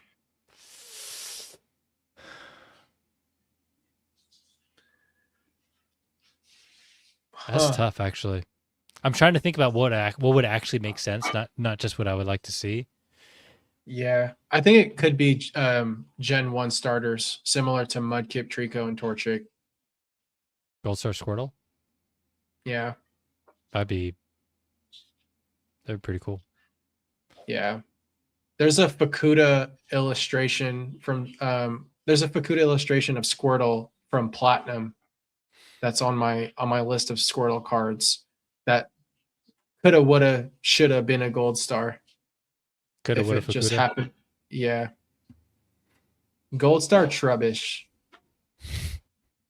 Dragonite deserves a gold star in my opinion. That's what Hectic's saying. Hey, Shout out to I like Hectic. I like I Dragonite. mean, you're not you're tooting my horn. That's for sure, Chris. All right. Poke and Shin. How do you feel about the Japanese Boss X Pokemon Giovanni promo card? I bought a lot of those and graded them. Did it end up coming out in English? And then eventually ended up it just came out in English in Destin Rivals, I think, right? Yeah, something like Um, that. how do I feel? I mean, it's, you know, I like it as a coffee connoisseur. I like it. It's good coffee. Boss coffee's in like every Japanese vending machine in Japan. My guilty pleasure, you're not gonna like this. I love shitty coffee. Like I love like a dollar pay go to McDonald's, Good go old to a vending 7-Eleven. machine, like go to grocery outlet, buy like some beater cans of coffee. Can't like, you know, like I don't know. I don't know why. I just have strong childhood memories of not being able to afford these things. You know, do I want to go to a coffee shop? Sure. But do I want to go to like Asian supermarket and buy like a cold Like can a of 64 pack of no, just like a one little mini yeah, can of no. like Some of those are 5 really ounce. good. The boss ones are good. Yeah, I don't know. I have a weird addiction to that kind of stuff. Yeah. Smith asks, "Hey guys, what are your thoughts on Blue Sky Stream?" I'll take this, Jake. This is a Japanese set, by the way. You just sit back and relax. I got this, buddy. Um, I I recently picked up two at 1,200 AUD each. Last solds are 3,000. That is a mega steal. Is it worth realizing these games now to move into grading more cards? So I have something to share with you, Jake. I sold like 50 Japanese booster boxes to Daisuke, and I sold just a bunch of boxes that I didn't want. But the ones I did not sell are cards and coffee, crappy cards and crappy coffee. I kept a lot of the like I have a tag bolt right here. I kept a lot of Nice. the expensive and rare ones just because yeah, my camera has a dude, what is Yeah, the angle is crazy. has this auto tracking thing. Um well, one, I was able to cash it out because it's impossible to liquidate Japanese booster boxes. It's like very hard to find a buyer. But I decided to keep like Blue Sky Stream, which is Japanese Evolving Skies. You know that Rayquaza is a pop 2,500. Yeah, it's really low for a modern card. It's kind of That's crazy. why it's a 10K card in PSA 10. And in English it's a 3K card. Yeah, the question of like, do you sell? Do you hold on? Like, it really comes down to what else can you do with the money, and how long are you willing to wait? I'm personally waiting because these sets are really hard to find. I bought them cheap. My opportunity costs I can stomach and deal with. But like, to each their own. I don't know what else. I don't know what your bankroll is. I don't know what else you got going on. I don't know what you're selling. I don't know how long you're willing I to mean, it wait. sounds like it's a good opportunity for them. I think they kind of answered their own question here. Like, Yeah. If you have to make a decision and you don't have any other options, it makes sense. If you can't afford to hold on to them, it makes sense. But some of this Japanese yeah, stuff, the rare sets get incredibly rare. And the Japanese, like when I go back to I mean, you Japan, see it with like XY boxes, right? Like some of those, I yeah, was surprised by some of those prices. I had no idea that some of those XY booster boxes, because like the smaller ones were as expensive as they were. I'm going to Japan in September. I'm going to bring a couple boxes and use it as collateral to sell it Not a back. bad idea. So, as usual, if you have any questions, leave them down below in the chat, and I will star them. Seraph asks, "I'm seeing a trend where vendors are focusing the Chinese versions of Moonbray on Lovebirds and Lugia, Silver Tempest, and others. You guys think there's a new hype there? I'm not seeing that trend. But I've saw that trend early on.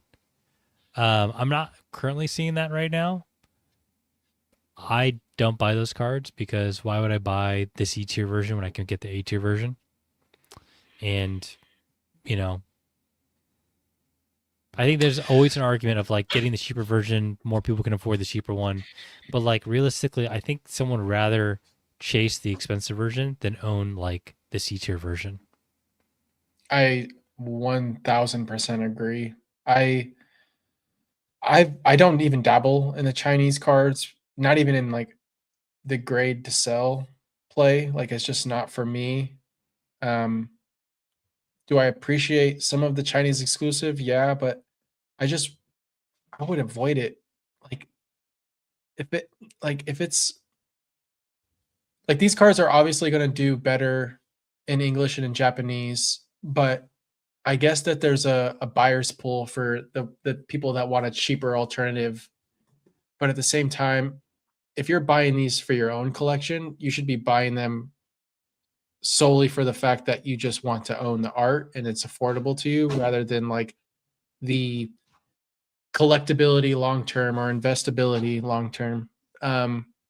This is a good That's just question. me. What if C version is better quality than A version? I mean, who cares? Well, So who cares about the print market doesn't quality care. if nobody wants Yeah, it? yeah, the market doesn't care. So If that yeah, if the print quality is better to you, and that means more to you than the market value, then by all means, it's like Henry buying yeah, Chinese but stuff. He that's buys your it because choice. Yeah, it's yeah, your reason. yeah. This is a good example of what how like we are too emotionally attached and have too much subjectivity into our decision making when it comes to what cards to buy. Because I think a lot of time we get mixed up between what we want versus what the We want market people to want. wants. Yeah, Yeah, like you're not going to convince people that because Chinese cards have better print quality, people should buy them. you're literally I talking would to a love brick to. wall. Yeah, I Yeah, would love to convince people, but no one's going to do that, and no one's going to listen. and And the market wants what the market wants. So and guess what the market wants? Exclusive Chinese expensive. promos. Yeah, Yeah, exclusive. exclusive. You know what I mean? Like they don't want the cards they can get in Japanese or English. They just don't. So Yeah. that's what is carrying the Chinese market. Like truly, those And exclusive here, promos. you mean here? Yeah, yeah, that's what's carrying. Yeah, like the C versions, they're not going to carry the market if there's an English or a or B equivalent. It's just not going to happen. It's a C version for a reason. When it comes to the exclusives, I've said this before, and they probably won't because they've got a good thing going. But if they ever printed any of those Chinese exclusives in English, it's game over. It's literally that whole set of the market is just done for. Yeah, funniest thing in the world would be yeah. It's just like what One Deck Vintage says. Like this isn't going to happen. Like it's not going to happen. But if it did, it would be game over. Yeah. Which I had the opportunity to buy that card at 4,500 and 5,500, and I thought it was too expensive. Yeah, I had an opportunity to buy a sealed box for 3.2 and I didn't. Flip side light. Oh, I like this question. Who do you guys watch or follow on YouTube for Pokemon content? Shout out to Jordan Collects. Big shout out to Jordan. Um, He's a friend of mine. I've had him on the channel and we had a good conversation. I text him back and forth. I really enjoy listening to Jordan. He's been very consistent. Shout out to him. He just hit like 5K subs. So congrats there. dude, it's cruising. I just hit Yeah, 5K he's subs too. no dude. He went from 4K and then he went to 5K 2 weeks later. He Dude, like, that algo. yeah, he's shot. Yeah, he's killing it. I love listening to Rudy. Like Rudy's like, I don't know, man. He reminds me of someone that I would have interacted with at a card shop as a kid. Like that's the best way for me to put it. Like I feel like I've met a Rudy before as a kid at these card shops I used to ride my bike to. It's He also reminds me a lot of my stepbrother's dad growing up. Like he just has the same kind of humor. Um, so I love listening to Rudy. He just has, I don't know. He comes from like a point of like a true love for the hobby, but he also can troll and be a goofball and make silly 90s jokes that are not appropriate now and still gets away with it. Um, yeah, I've been watching a lot of Rudy. What about you, Aaron? Wait, it's kind of funny that we should talk about Rude in a second. It's kind of funny you said Yeah. for the love of the hobby. He does not like Pokemon. No, but he loves cardboard. Like, Yeah, you know that's what I mean? cardboard. Like, Yeah. I listened to this guy Andy, his Kaizen TCG, who I met at card party last year. Really small channel, has like a couple hundred subscribers. He's a vendor. He probably is going to do like high six figures a year this year, maybe seven figures. I just like listening to people who don't have an agenda and also aren't riding the wave of something. And so I can get like real market intelligence around what someone is doing who is a heavy spender in their local areas. And like, truthfully, that's actually really hard to get because unless you watch Jar Chomp all the time or these vendors and you're actually watching the hours of their content, very few uh YouTube creators actually like talk about their perspective on like here's what happened this weekend when I went to this show. Here's what I've been seeing. Here, I traded crystals and I sold this and I bought that. And so I watch Andy a bit.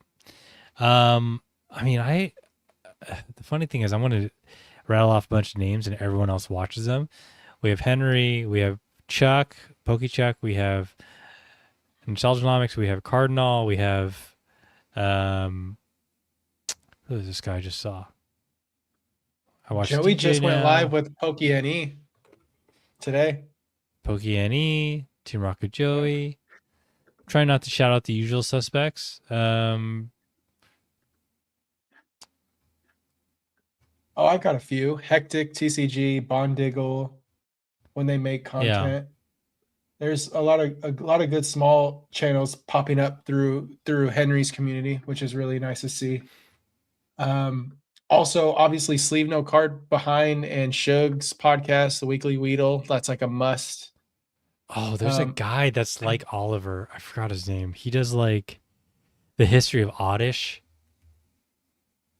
that sounds really You know what I'm talking familiar. about? He did the history of Oddish Pokemon cards. Oh my, I'm blanking on him. Very I'm gonna high look him up. production quality content. Oh my. When I have the name, I will link it down below. Anyway, yeah, there's a lot of people to watch. I would just say like just browse YouTube. Is it Check the Box? Check the box. Check the box. Yeah, Love check the box. yeah. His collections are probably crazy. But yeah, All he right. does a lot of like graphics and whatnot on his channel. Where What do are you you guys guys think Distant thinking? Rivals Mewtwo will be at the end of the year or early next year?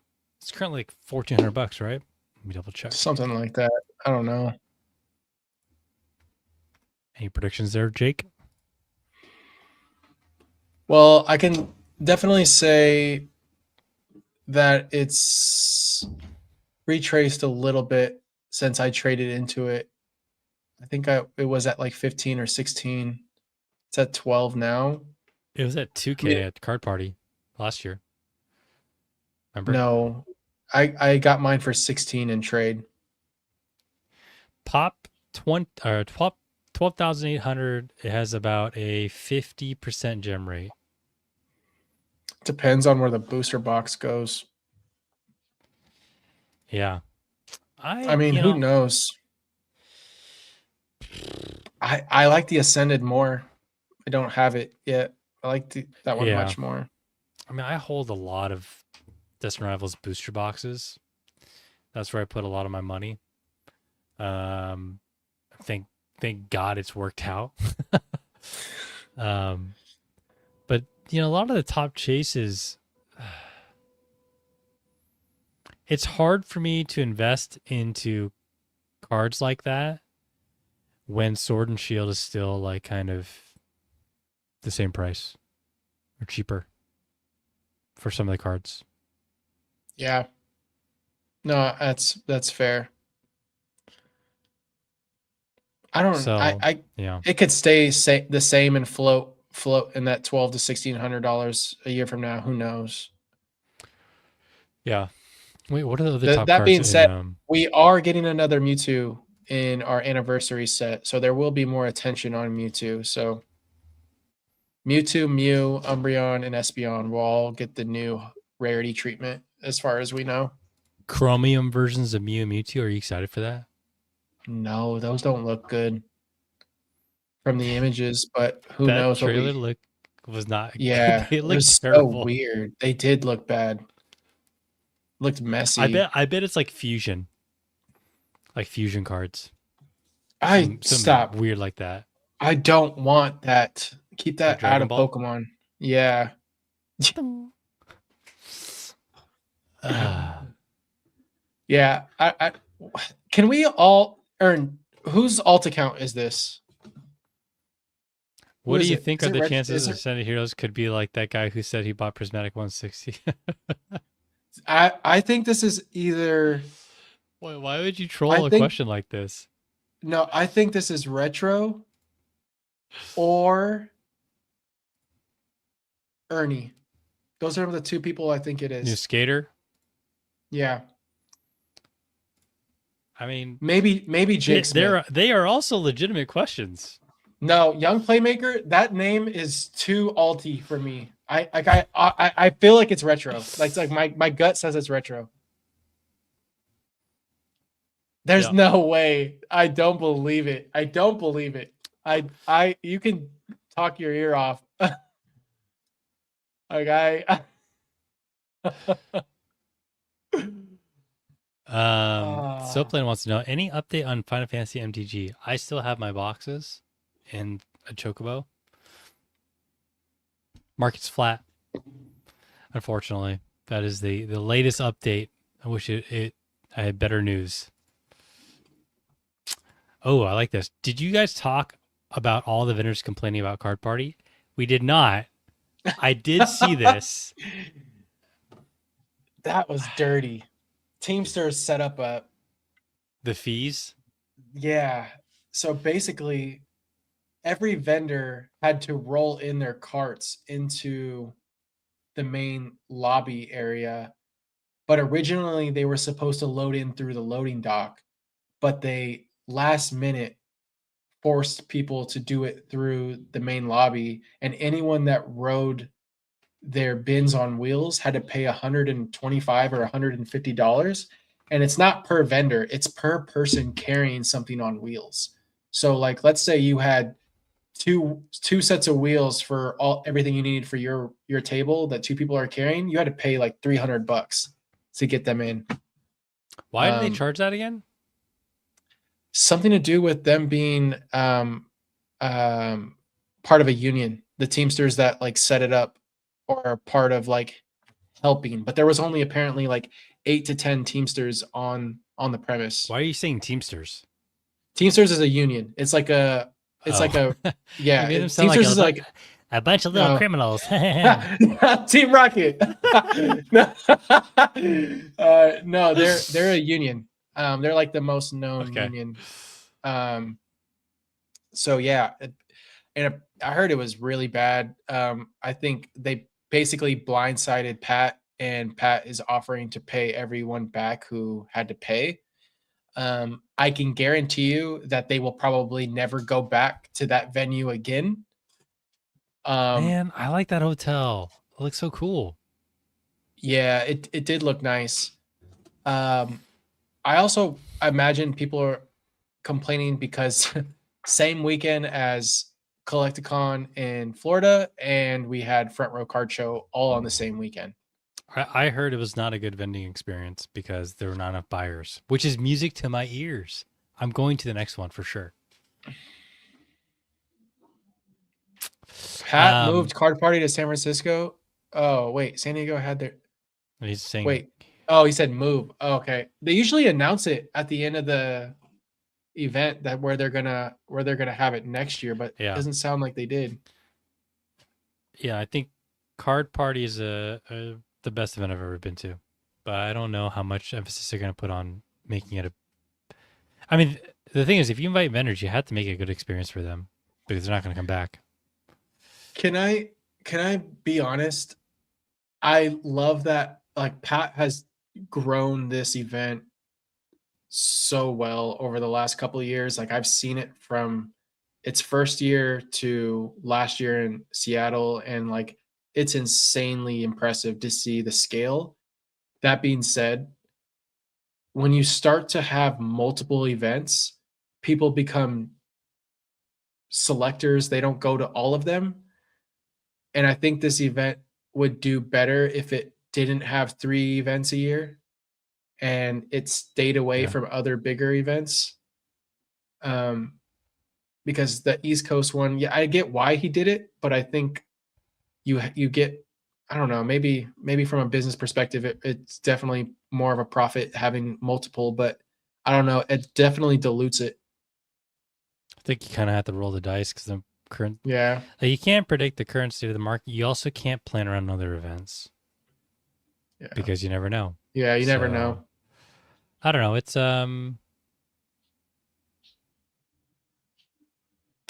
Did I tell you that my wife? I was so sad I didn't get to go. She's like, if you really want to go to an event once a month, you can go to an event. And I was like,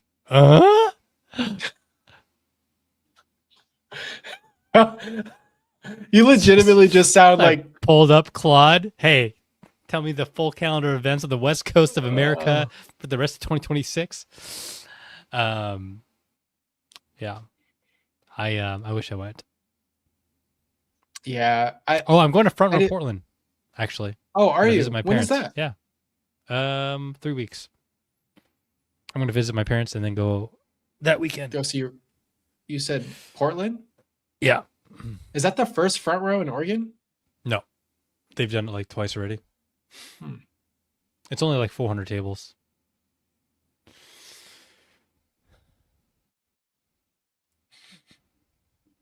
All right.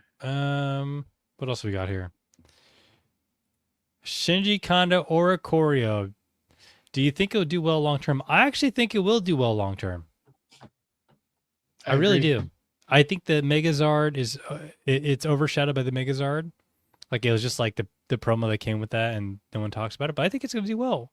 Which is crazy to me. I know it's Charizard, but that Oricorio is like way better to me between those two cards. Yeah. So what does that mean? I don't know. Those cards are actually pretty good out of the cellophane. I buy them any chance I could find them. They're And cheap. the I think they're like Oricorio is 12 to behind 14. the Zard, right? Yep. Yeah. And then there's a code card behind it. Do you think Sword and Shield hits are undervalued? I mean, Yawn. Yes, I've answered this question a million times. Next question. it's very true. Yeah, if you look at like, I would say compare where something like from like Paldean Fates is in a 10, like the Gardevoir, the Charizard, or the Mew, compared to a lot of the chases from Battle Styles or Chilling Rain. They're like a little too close, in my opinion, in Yeah. value. And we're talking like 5 to 6 year old sets at this point. Like 2026. Yeah. Battle Styles came out in 2021. Almost 5 years ago to this day. March. Yeah. Dude, that's crazy. I still have Yeah, one that is case of crazy. Battle Styles that I've held on for 5 years. Real investor right here. And it's only it's still at $250 a box or whatever. I still have the Vivid Voltage booster box I got when I got back in. Yeah, me Like, too. Me yeah. too. I ripped like 2 cases of Vivid Voltage. I No opened two Pikachu. boxes, and was with me and one of my childhood best friends, and he pulled the Chonkachu in the second box. And at the time, we just didn't know, but yeah, he pulled the chase. Matt Lewinsky asks, "What happens when pop 20 to 40 cards enter into the bear market? Pop? Does pop matter, Jake? What happens to pop?" I mean, it matters. It just doesn't matter right now. Like supply demand. It's simple as that.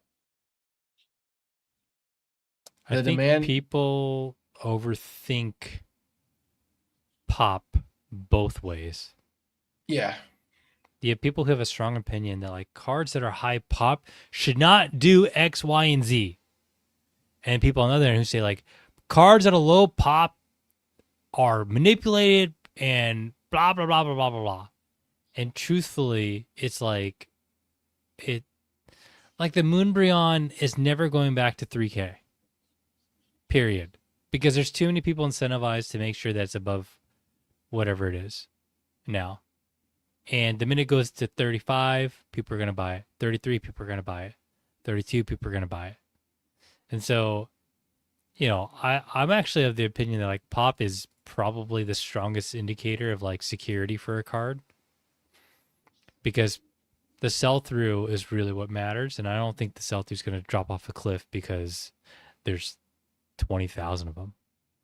I mean, the Rayquaza that I've purchased many of since end of March, early April, it's plateauing at 2,800, but it went up from 1,700, and it's a pop 14,000 card. So, you know, Phantasmal Flames charges to pop 20. Like that one, that one I don't feel as good about.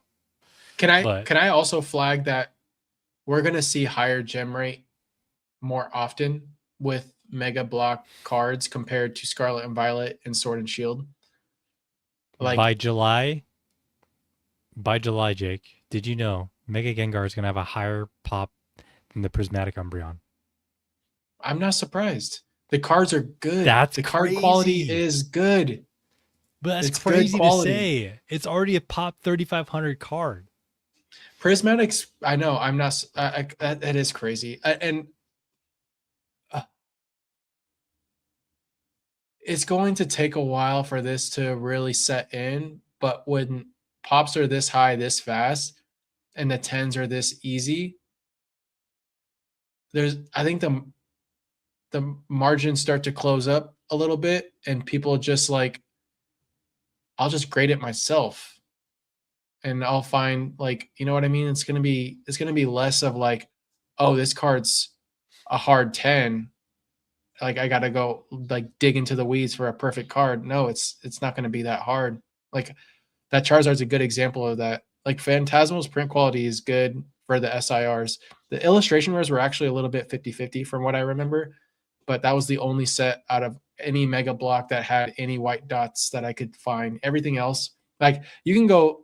I said this in one of my recent videos that I recorded, but I recommend one person in here to do this challenge, and that is blindly go buy a $5 illustration rare from Scarlet and Violet on TCG Player in quantity of 10. No, listen, listen.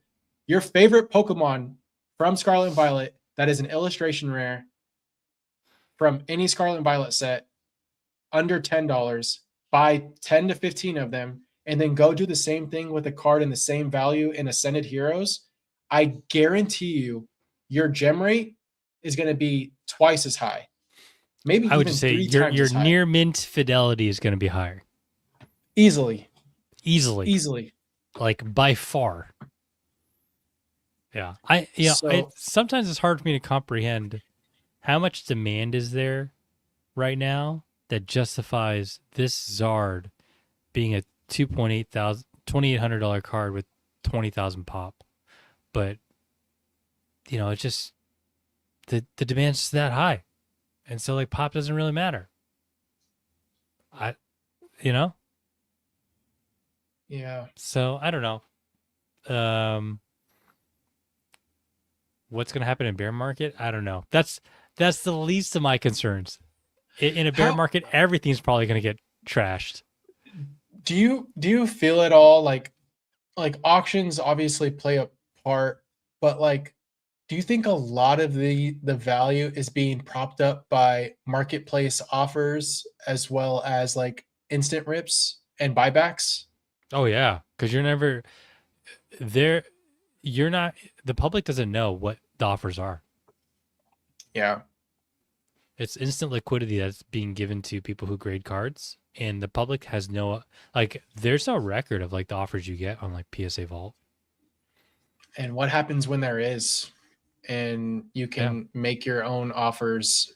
And yeah, yeah, yeah, it's interesting. yeah, totally. But at the end of the day, if the gambling epidemic doesn't go away, then I don't think there's any impact on Yeah. all this. Um, so many different questions now. Hello, is this thing on? Shout out to Ronald. Hey, can you guys hear me? Hello. Thanks, Ron. What's your view on trophy cards? People are willing to pay 250K for a bowl meal. Do you think trophy cards are undervalued?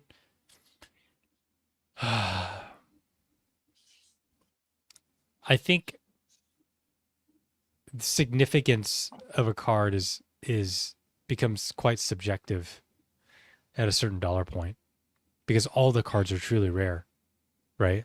So it's a matter of like, why do you believe one is more significant than the other? Like to me, the no rarity Charizard outside of the Trophy Pikachu should be the most expensive card in the hobby because it's legitimately like one of the rarest, if not the rarest cards in a 10. And it's iconic. It's a Zard. Technically first print of a card. But not a Yeah. lot of people would not agree with me, right? Like that's just how I view it. And so I think once you get to a certain dollar point, you kind of have to decide like what is significant Yeah, and but is I it think the justify the better price? I think the better ask here is, are the cards underappreciated? Because I think that's what it I comes think they down are. to. Yeah. Like I think they are. I I think we live in a dystopian social media world where popularity matters more at the end of the day. And popularity doesn't necessarily mean, the history behind a card. It's more about what gets clicks and what gets views, unfortunately. And I don't think a lot of these trophy cards, aside from Trophy Kang, Trophy Pikachu, Illustrator, they just don't get the attention because obviously most people can't afford them. So Yeah. they're not even looking. This Black Label Mew is, I mean, it's There's gonna be 10 of these in the next year graded. I would put money on it. Let's put it on Kalshi. $1,000. There's gonna be I 10 of these wouldn't. graded. Someone with deep enough pockets would just go on TCG Player and buy it out and try to find one from the Oh, ones that they you bought. just go to a show. I mean, Yeah, you start with with the PSA the tens. BGS 10s, Yeah, the PSA 10s, the it's BGS 10s.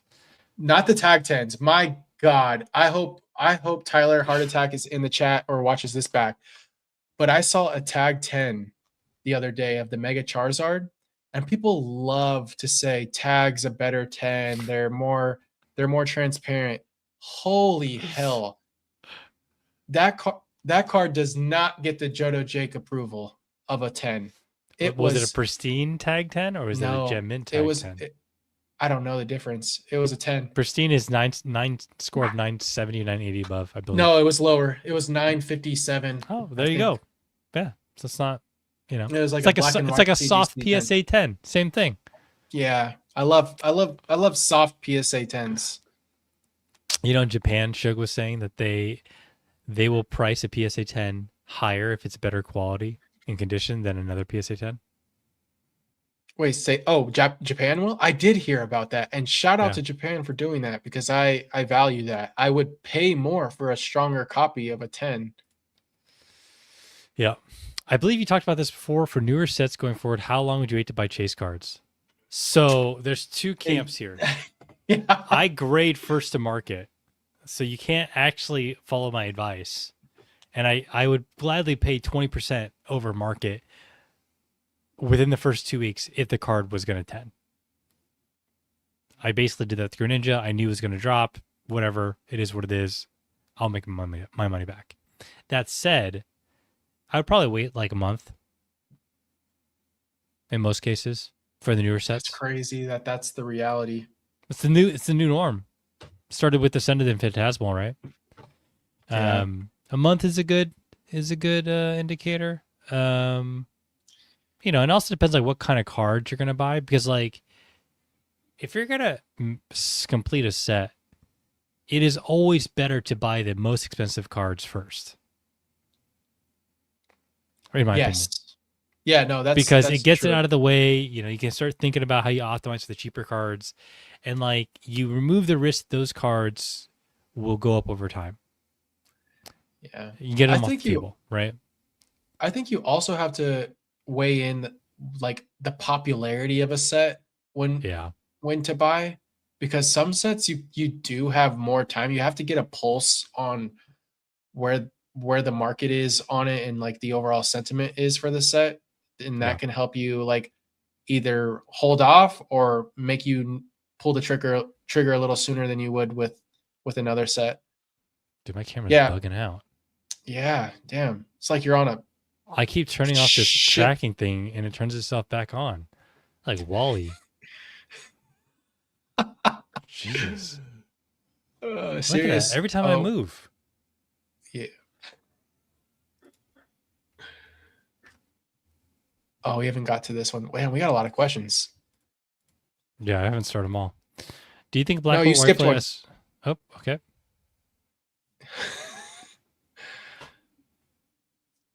Van Gogh Van Picket Gogh. PSA 10 is around pop 50K worth 2K. McDonald's is 25 250K pop PSA. I don't know if that's a question. Sorry. I over overrided you. Psycho Turkey asks, do you think black white flare SIRs are undervalued? Mellow at a EX is only $80 in PSA 10 and it's a beautiful card. Subjectivity. It is a beautiful card, but it ain't gonna go do Mewtwo numbers. Yeah, it's I don't know what people mean when they say undervalued anymore It's because underappreciated. It's the wrong word. underappreciated is probably a better word. That's what I'm Because saying. like I all cards will go up over time. Yeah. Depends on how much it feels like. It might not go up that much in the next year or two, Yeah. but as rarity or as like supply gets eaten up and things start to become more rare, then market price might go up. But like Yeah. I don't think it's easy to make a comment or statement say like this card's undervalued unless you're talking about the top cards of a set, because those typically are what will move the rest of the cards anyway. Yeah. If you want to Honestly, a say lot of those our I was just gonna you want our Reshiram, Zekrom, and Victini monochrome cards, are they undervalued? I think they're starting to become properly valued. They're approaching like 2K, right? Oh, I have no idea. I don't follow those. Yeah. Damn, I think I would rather have 2 or 3 sets of the SIRs over those. Is that crazy? I think you could No, afford probably 2 to 3 sets that means at those are that probably price for the undervalued. and the thing is with Black Bolt White Flare is people like to say that it was underprinted, but I think when they say that, they're talking solely about the Elite Trainer boxes because those heavy hitter collection boxes from Costco, they had like multiple waves of those in store and online for Costco. Like I hit like probably 2 or 3 of those restocks on Costco's website, and they had multiple restocks of pallets. Hold on, this is a troll account for sure. David Frackleton. How do you guys No, feel about the yeah. Japanese amazing rare Kyogre buyout? Wait, Get out of what? here. Get out of here, troll. That's Frackleton is come crazy. on. That sounds like Try a little retro. harder, man. That's like trying to not sound like an AI too hard. Um yeah. All right, let's continue. Here's a question. Are we too biased in favor of Sword and Shield? Yes, we are too biased. Are we just new equivalent of X and Y, S and M? Bitch people who favor the stuff they came with? Yes, we are totally biased. But that doesn't mean it also cannot potentially be true. Because in the latter part of your statement, the new equivalent of X and Y and S and M is paying dividends. It's actually paying off. So if you really believed in those eras, then it's paid off, right?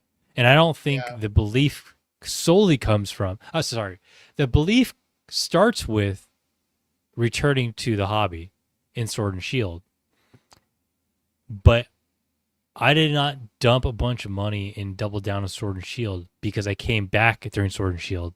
I did it because I've noticed the trends with X and Y, Sun and Moon, all these other eras, and I'm like, this makes sense. So there's like some emotion tied to the decision, but it's backed by like Sword and Shield is going to have its day.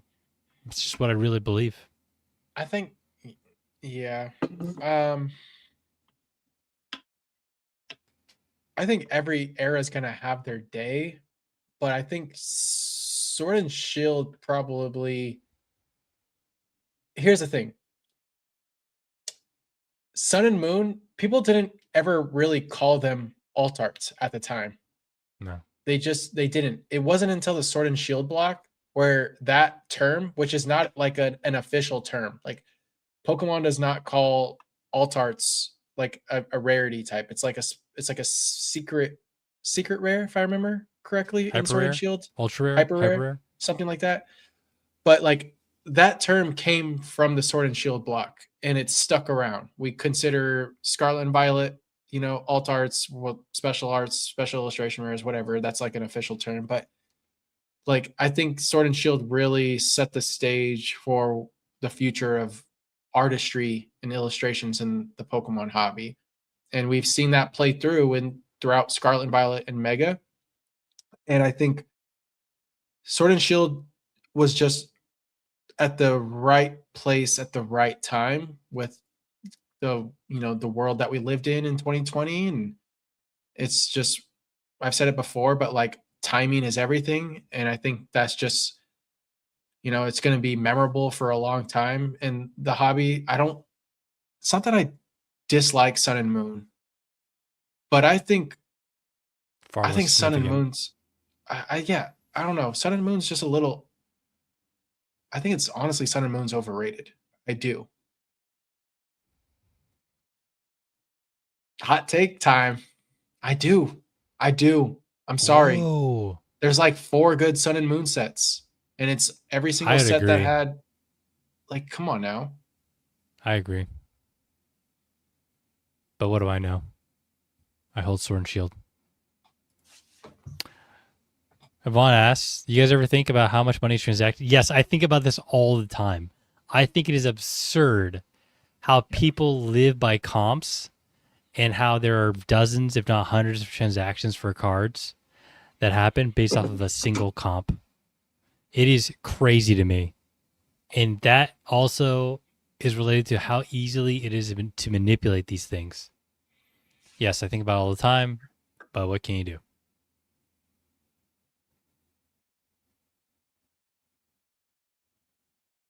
I've got nothing on this one, Ern. Oh, Sorry. cool.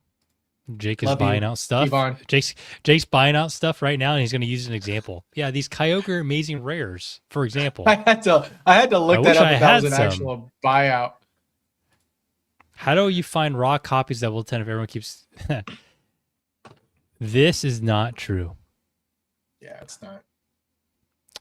I tell Jake this all the time. Jake used to say this to me. This is not true. People who say like, "Oh, vendor's great," you're wrong. Learn to source, learn to grade cards, learn to spot cards, learn to coin flip on cards. Not like with the vendor. I mean, by coin flip, I mean will PSA give this card a 10, and what's the likelihood? And you do that enough times, like you eventually look at card grading differently. But if you Yeah. don't try, you're not going to get any outcome. And I think the biggest gripe I have with people who talk about grading, who aren't doing it, you haven't done it enough to really have a strong opinion. So you just have an opinion on something you haven't done.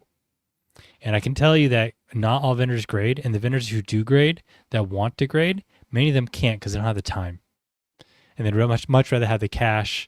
They'd much rather sell through stuff, and this is very common these days. And so it doesn't mean like every table you go to you're going to find cards worth grading, but you know if you try, you'll definitely find something here and there. Yeah, I think we're lucky too, Ern. Like we live in a place where like there's a card show every weekend and there's card shops popping up like every other month. So like it's like I think even if you were sourcing online, you'd still be able to buy plenty of tens. Honestly, I know when you said that, Ern, I was like, that sounds like it's probably someone. That's probably someone's real name. That's literally David, I believe you. Sorry, David. David, I actually believe you because when you said it, Ern, I was like, damn, that's harsh. Justice for That David might actually be Frackleton. that Says the guy named Ern. Sorry, we're just trolling. I love. Um, But yeah, there are plenty of tens to be found and sourced by you. You just have to do the work. yeah. Do desirable XY sets like Ancient Oranges now face liquidity issues being 7K? Yes, absolutely. Every set, every card in every booster box will hit different plateaus at different price points. It's not specific to Ancient Origins. It's specific to the fact that it's $7,000. And there just aren't enough buyers at that price range who are going to consistently buy a box at $7,000. Now, it doesn't mean it won't go up. It just means that like liquidity is very hard to predict with these things. And so if you're holding on to something that's that expensive, you have to ask like, are you prepared to sell it for less and maybe wait? Or are you prepared to sell it for more and maybe wait? I don't know. But yeah, it's not specific to Ancient Origins at all. What are you, a pile of ash in a jar? Yes. You can roast us and me for the rest of this stream. Sorry. Shout out, Mr. Frackleton. Yeah, shout Oh out. yeah. Justice for Frackleton. Question. You say that you're grading $10,000. Speaking of Yeah. 10K cards. Do you find most of these at conventions? The typical overall quality of cards circulating in Oz is low for mid-era vintage anyway. I will not tell Yeah. you what I am grading, but I will tell you it's not as extravagant as you think it is. In most cases, for like 90%, 80% of the cards. Yeah. I can Yeah. imagine like I mentioned this before, but Brody in Australia, he's been grading every alt art. He's working on every special illustration rare. I think he's also considering grading every illustration rare.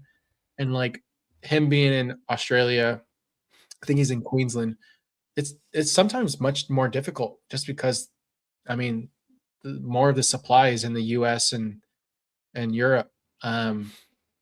So I can only imagine what the vintage market looks like out there as far as supply. Joey's out here trying to rage bait me, bro. I'm not taking this one. I'm not. Joey is literally out here trying to I think create. Gen 2 is the best era. Joey is crazy. Because he doesn't believe that. He doesn't believe that. He must have grown up as a Diamond and No, Pearl kid. he's literally poking me. Can you guys talk about the price distortion of Oh my god, you can tell this guy has a PhD. Can you guys talk about the price distortion of Pokemon relative to real life and how to navigate? In other words, I get hot about paying $3 too much for a sandwich, but will drop 3K in Pokemon in a day. I mean, I compare everything, Drew. I'm right now when I go fill up my car with gas, when I'm buying groceries, I say I could have bought a Destin Rivals booster box Yeah. this week I if I like I could have graded this many cards. I there could have bought this many first partner illustration rares. there's a book. I used to read books about personal finance, and then I decided I didn't follow any of the advice except for this one book. There's a book by this guy, Ramit Sethi. He's a financial Guru. manager finances guru guy, right? Really, he's really good, really good. He makes YouTube content and he has best-selling books. And the book I read like 10 years ago was called I Will Teach You How to Be Rich. And the whole premise is that you have to decide what is important to you and determine what it means to live a rich life. And what it means is like some people, when they travel, they want to splurge. When they want to have, something to enjoy every day, they buy a coffee, or they buy a car, or they buy nice clothes, right? But the point of the book is to really stack rank and force yourself to answer the questions of like day to day, what are the things you actually care about? And then prioritize your finances against those things. That way you don't feel guilty about like, I bought a booster box for $3,000 and I can't afford a loaf of bread. It's like, well, clearly it sounds like you should be prioritizing your food. So maybe put some more money towards your food so you don't feel that guilt. But yeah, I feel this all the time. But I am rolling profits, so it's a little bit different. But sometimes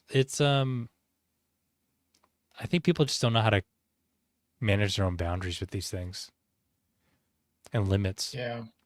Like if you have to make this trade off of like what you decide to eat today and then this booster box case, that's a pretty stark difference in Wait, so like you're telling price. me I shouldn't be buying organic berries and I should go to conventional and save the money I and mean, if buy you myself want, more booster boxes? organic berries are expensive, man. They're like $7 a I carton for tell me about blueberries. it. I know. Trust me, I Yeah. know. Um there's a meme when you become a parent, you spend like $50 a week on berries because all your kids eat. Yeah, it's you know, most people in our hobby don't know how to set limits or control themselves, and many people go into debt. And if you have the choice to level up your life and the things that you need to survive, you should always do that first. Cardboard can wait. Facts. Yeah, facts. Oh my god. Earn the type of guide to get a regular BGL EX scroll. David Frackleton Oh gets a free man. hall pass the rest of the stream. The roast. I love Yeah. it. Keep them coming. Yeah. This is my actual name, dude. Come on, Ern. Jesus. Oh. For the longest time, I was comparing everything to the $29 price tag of red and blue in the 90s. How many hours of fun I had from that one buy? Simpler times. Yes. Very much so. Simpler times. The silver lining is that there are still things with that $29.99 price tag right now in this hobby that can still bring you that joy. You just have to look a little harder. It's not as Yeah, I can yeah, buy it's you a not as skin in giving. Fortnite.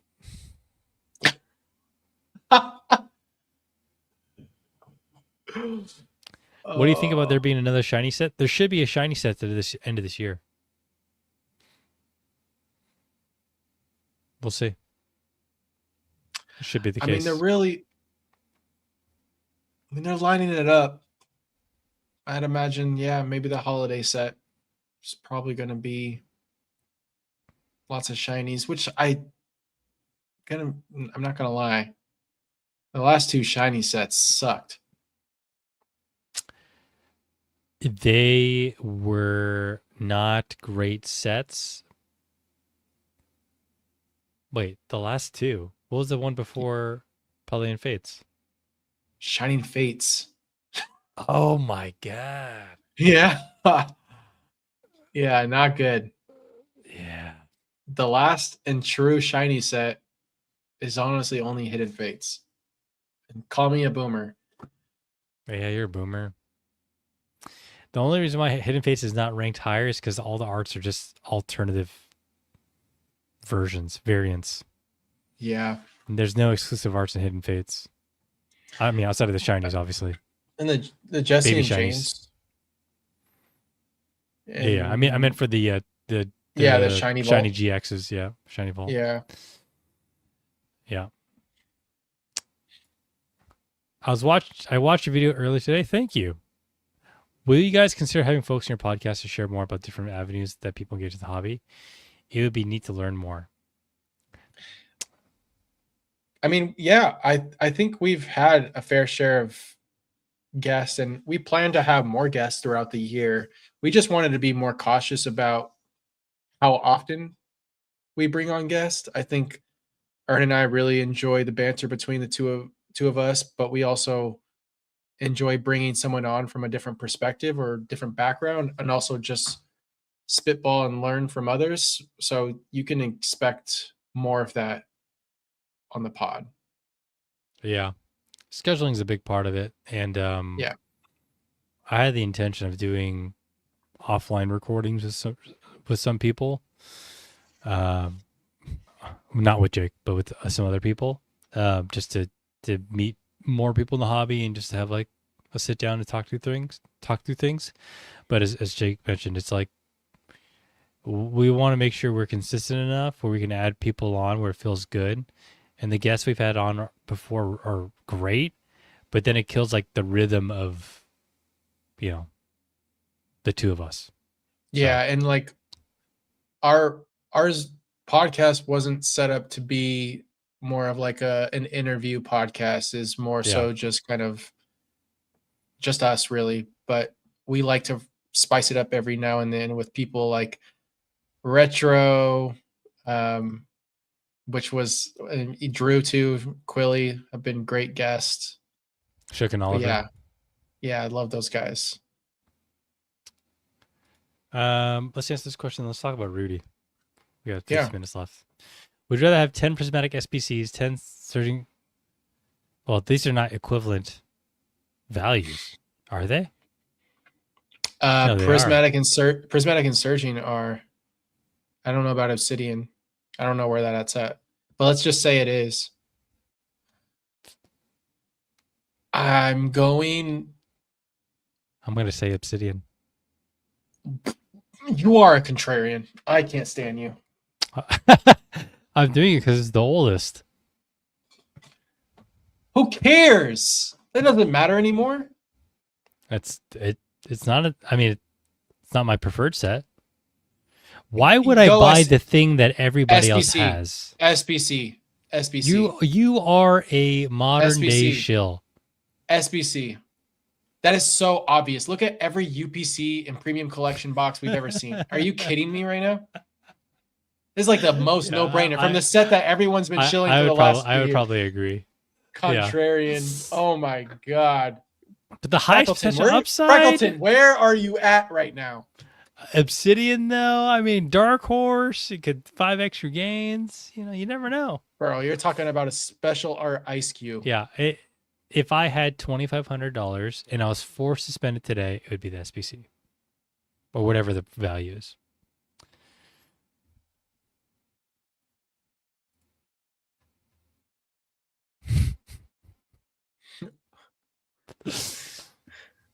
Let's not forget. Cooked. It's guys like me that they write about. Guys like you. You're like everyone else, okay? I can't tell if you're one of these viewers, these investment bros, or these YouTubers. You're all the same to me.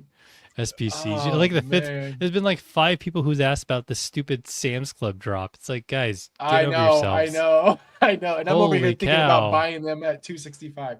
Can you guys imagine meeting each other at a card party next year? Hey, what'd you buy this year? A bunch of SPC. Yeah, me too. Yeah, me too. It doesn't matter. It doesn't matter. Like, what? Yeah, we have so much in common. And then we got you with your Champions Path related ETB. Yeah, and everyone's like, "Oh, that's the guy who had the foresight to buy Obsidian Flames." Whoa! Holy moly! How did he know? Oh, imagine buying Obsidian Flames at these prices. Like I bought my boxes at $80 a box for my case. That was 2024, November. Yeah.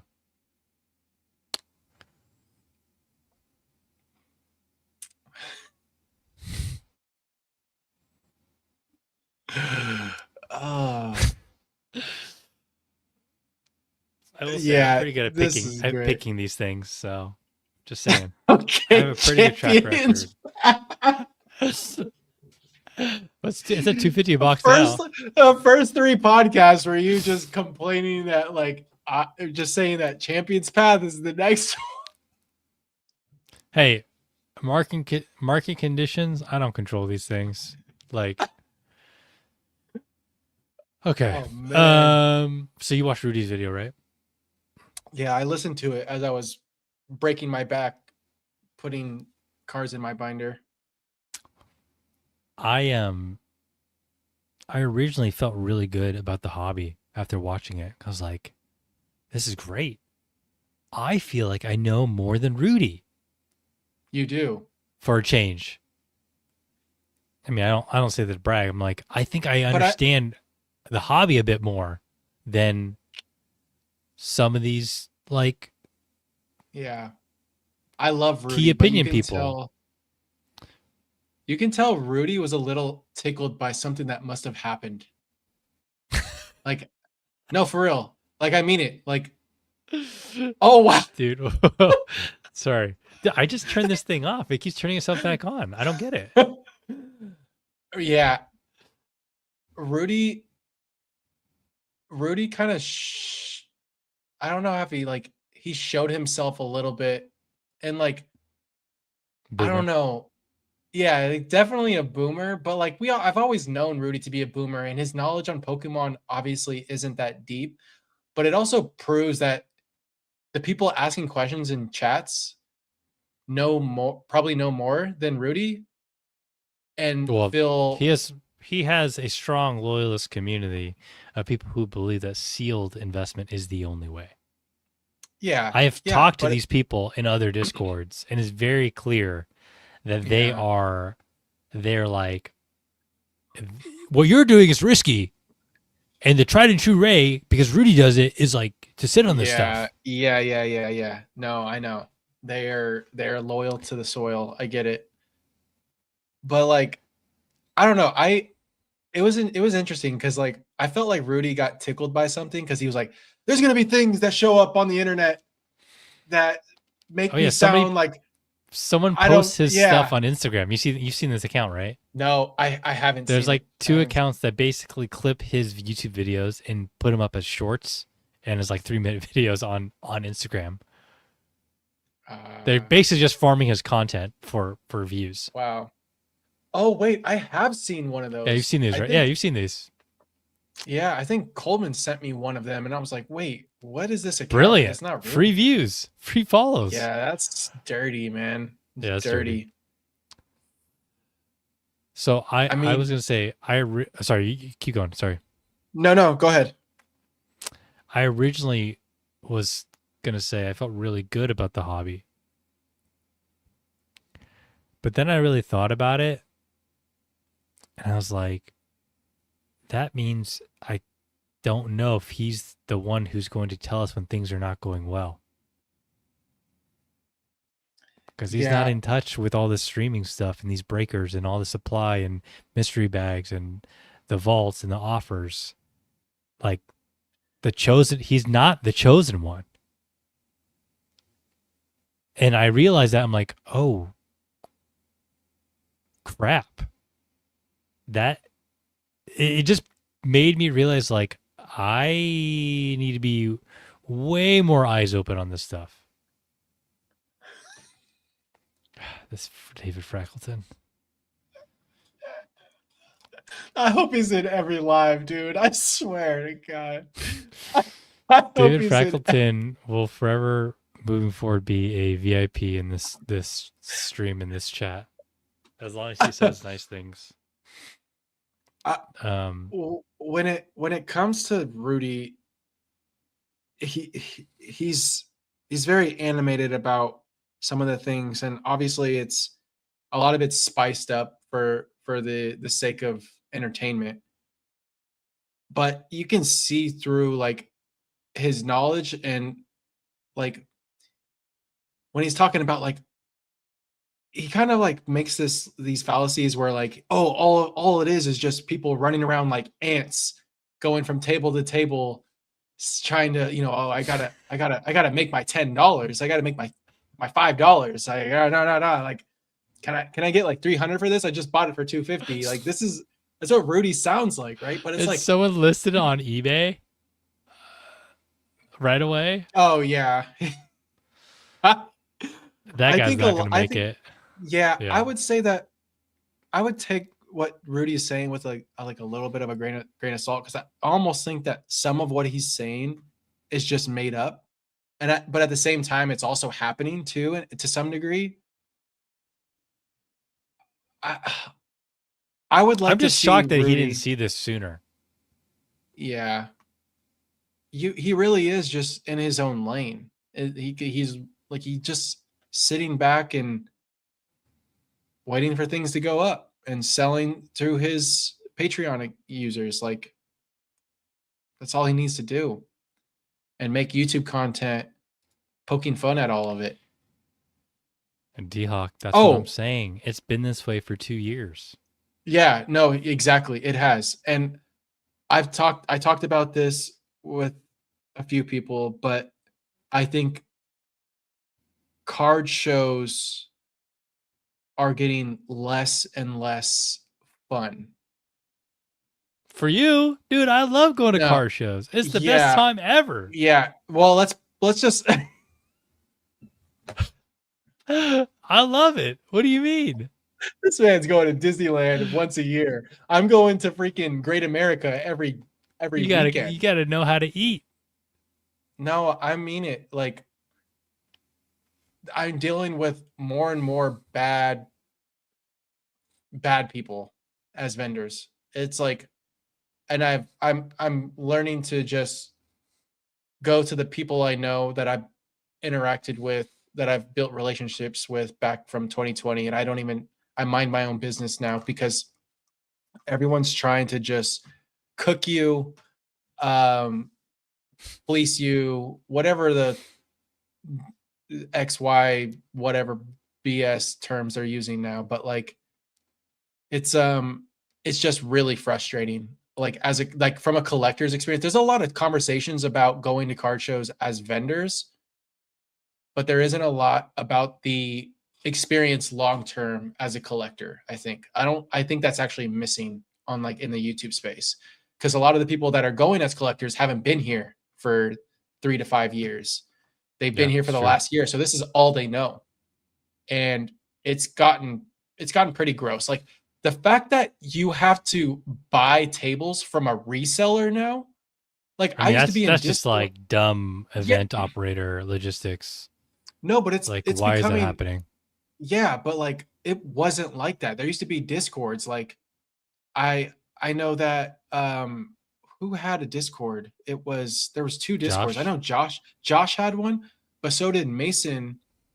Um Mason had one that they had, and it was a great place to like organize people that wanted a table at collecticons, but now it's impossible. Like it just shows how like insane the vendor space is, and like all these new vendors, just like new card shops popping up. But it's not as good as it used to be. And I mean that from like the I don't know. There's just extractors everywhere. And I that's why one of the reasons why I didn't go to card party. Like if like the one thing I FOMO'd on was just not seeing people that I haven't seen in 6 months to a year. Like I know Zorner wished I was there. They reached out. Like it's like I'm honestly like I've had really disgusting vendor experiences over the last like 6 months. Like truly that I won't talk about because it's just like it's weird. It's like weird, more weirdos, more shoe people, and like at the end of the day, like I get to make my decisions who I'm buying from. So now I don't engage. I ignore. Like I could spend my money with someone that I feel good about it with. But you're like, I don't give a I'm gonna buy from I have a anyone and purpose. everyone. Yeah, yeah, exactly. Most people don't know what they're doing when they go to shows. At this Yeah, point, I know what I'm doing. yeah, I'm exactly. gonna, you know, Yeah, zooming through. I'm not perusing binders and like, yeah. you know, I I'll go to a table, be like, nothing here, not Yeah. for me.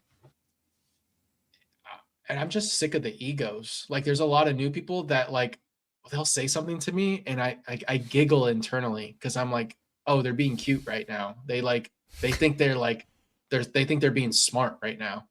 Whoa.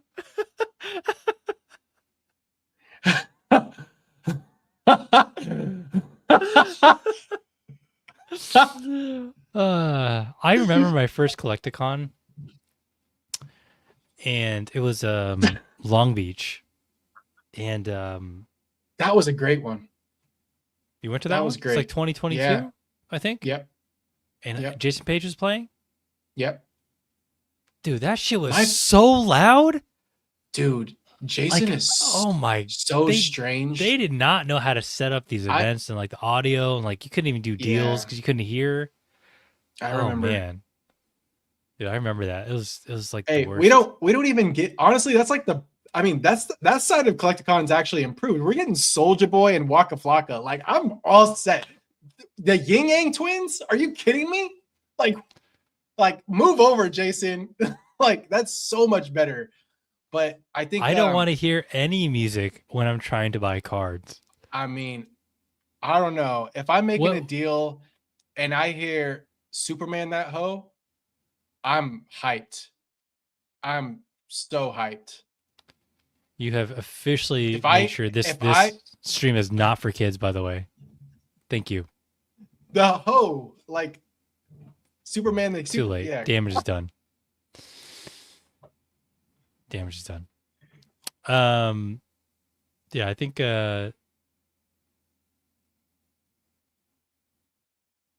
yeah, that's all I got. I should also preface that like I have met a lot of new vendors that are fantastic. But it's always like the few that sour it, but there's more of them. Dude, don't invest time in these with these Yeah. people. No, Just 100%. like No, absolutely. zoom through. Like I don't Yeah. try to make conversation with a lot of these people. I mean, sorry. Yeah. I try to make conversation with everyone that I want to buy from. But I'm not there to like have a conversation. There's I feel bad because sometimes I go and I see friends I haven't seen in a long time. I'm like, gotta go. Gotta make sure I do my rounds. Earn at a card show is wild. I Kirby thought mode. I moved fast. Yeah. Kirby and Sonic all at once. Yeah. Maybe you just need a break from the hobby, Jake. Maybe. By the way, we have to figure out the July and August event. Which show? What show should we be going to? I might try to fly somewhere. I might try to fly to a Collecticon. Yeah, it depends. I mean, we have Collecticon here in what, September or October? October, right? We have San Francisco Collecticon in October. September. We have World something else in October. I forget. I could have sworn Collecticon was October, but maybe you're right. It's September. Yeah. I've already looked at my calendar, booked everything. Of course you have. Yeah, you're locked and loaded. I have to go I'm going to Japan the week after. So I get all my ducks in a row. Everything's situated. It's going to be expensive 2 weeks for you. Are you going out there to buy cards or are you doing it just like traveling? It's going for work. Yeah. And I'll take a couple days. Go hit up some shops. Going for work. Got it. Love it. Ern doesn't actually pre-grade. He doesn't. Why would you need a pre-grade if you're if everything sells? What's the point? Yeah. No time to pre-grade. There's a Don't. while there where I did not pre-grade anything from Japan.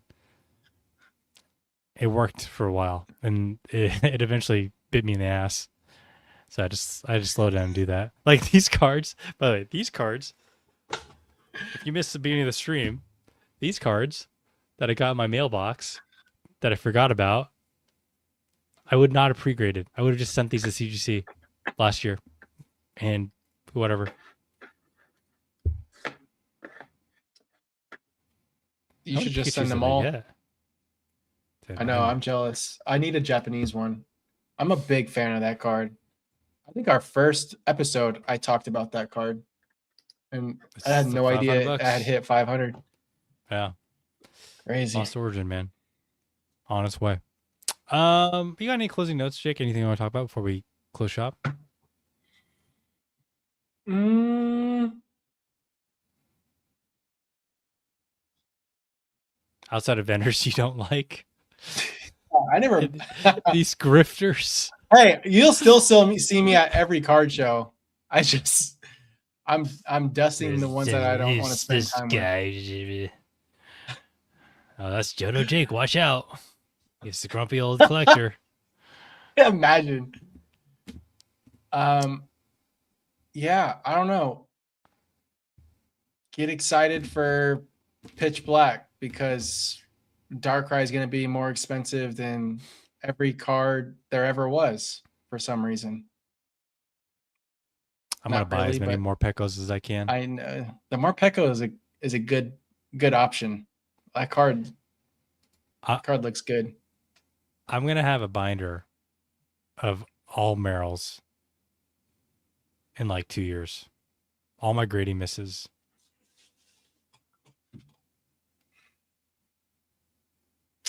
From I Ascended. feel like I have like probably like 30 of the EV promos from Prismatic still sealed.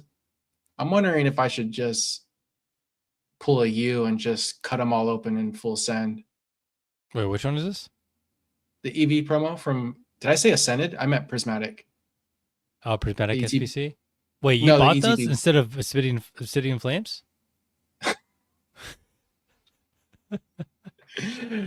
Oh,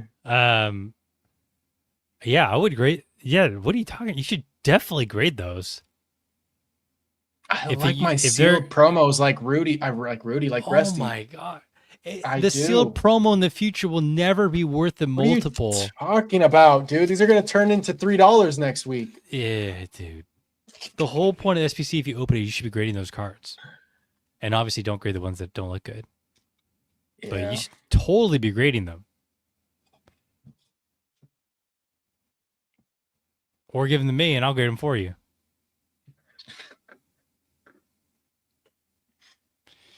I might need to send some stuff to CGC through Fanatics with you. Or Hey. Shh, we don't talk about that. Shh. Cool. What do I got? Next stream probably in 2 weeks, I would say. I think the 2-week cadence is probably best. Pushing it weekly is a little tough. We don't really have that much to talk about after a week, and yeah, I think 2 weeks is good. We went like 2 hours last pod. The pod before that, we went for like 3 hours plus. This one, we just hit the 3-hour mark. What are you talking about? I'm saying every week. If Mr. Frackleton's in the chat every week, we have plenty to talk about. Hi, Crystal. Good seeing you. You are catching us late. I didn't know there's a Merrill in Pokemon Go. This guy. Troll. Cool. Yeah. I think that's probably it for tonight. But I've been waking up at 4 religiously. Wake up. Oh, this just broke that. Wake up. Work out right away. No. I'm trying to create a new habit. Wake up, work out right away. Have you ever woken up and worked out right away? It is really hard to do that. Yeah. I'm trying to get myself to do that. So when I turn 40 in about a year and a half, crater down into you're officially sack of beans. Actually a boomer in the hobby. You're a pillar boomer. And I still skill gap all you guys when it comes to going to shows and grading and all this This stuff. So dude what do we pulling cards even? is so annoying. He And does you guys, this thing where he's I like still too humble to get excited, but he blames his insecurities of like causing a stir, but like he pulls a Mega Gengar and acts like it's bulk. Like that's who we're dealing with here. all right. I'm gonna rip 2 packs of Phantasmal. Okay, that's for I you. swear, this is the worst. And when I I hit swear, I'm gonna be this gold pissed. Zard, I will literally close my laptop if you pull that Zard right now. This is Phil's setup. This feels set up. This is staged. This is staged. I'm calling it now. Ah, thank okay, gosh. Flygon, close enough. Almost there, by the way.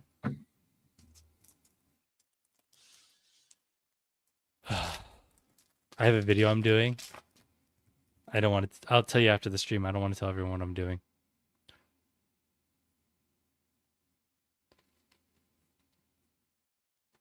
Shinji? Okay. Oh yeah, he pulled garbage. Oh, dude, I got it. Whoa, Jake, I got it. Did you pull that one too? That was the one you did. sent me a photo No, of? this is the one I bought raw. I did pull. I already sent the other one that I pulled. Oh my bad.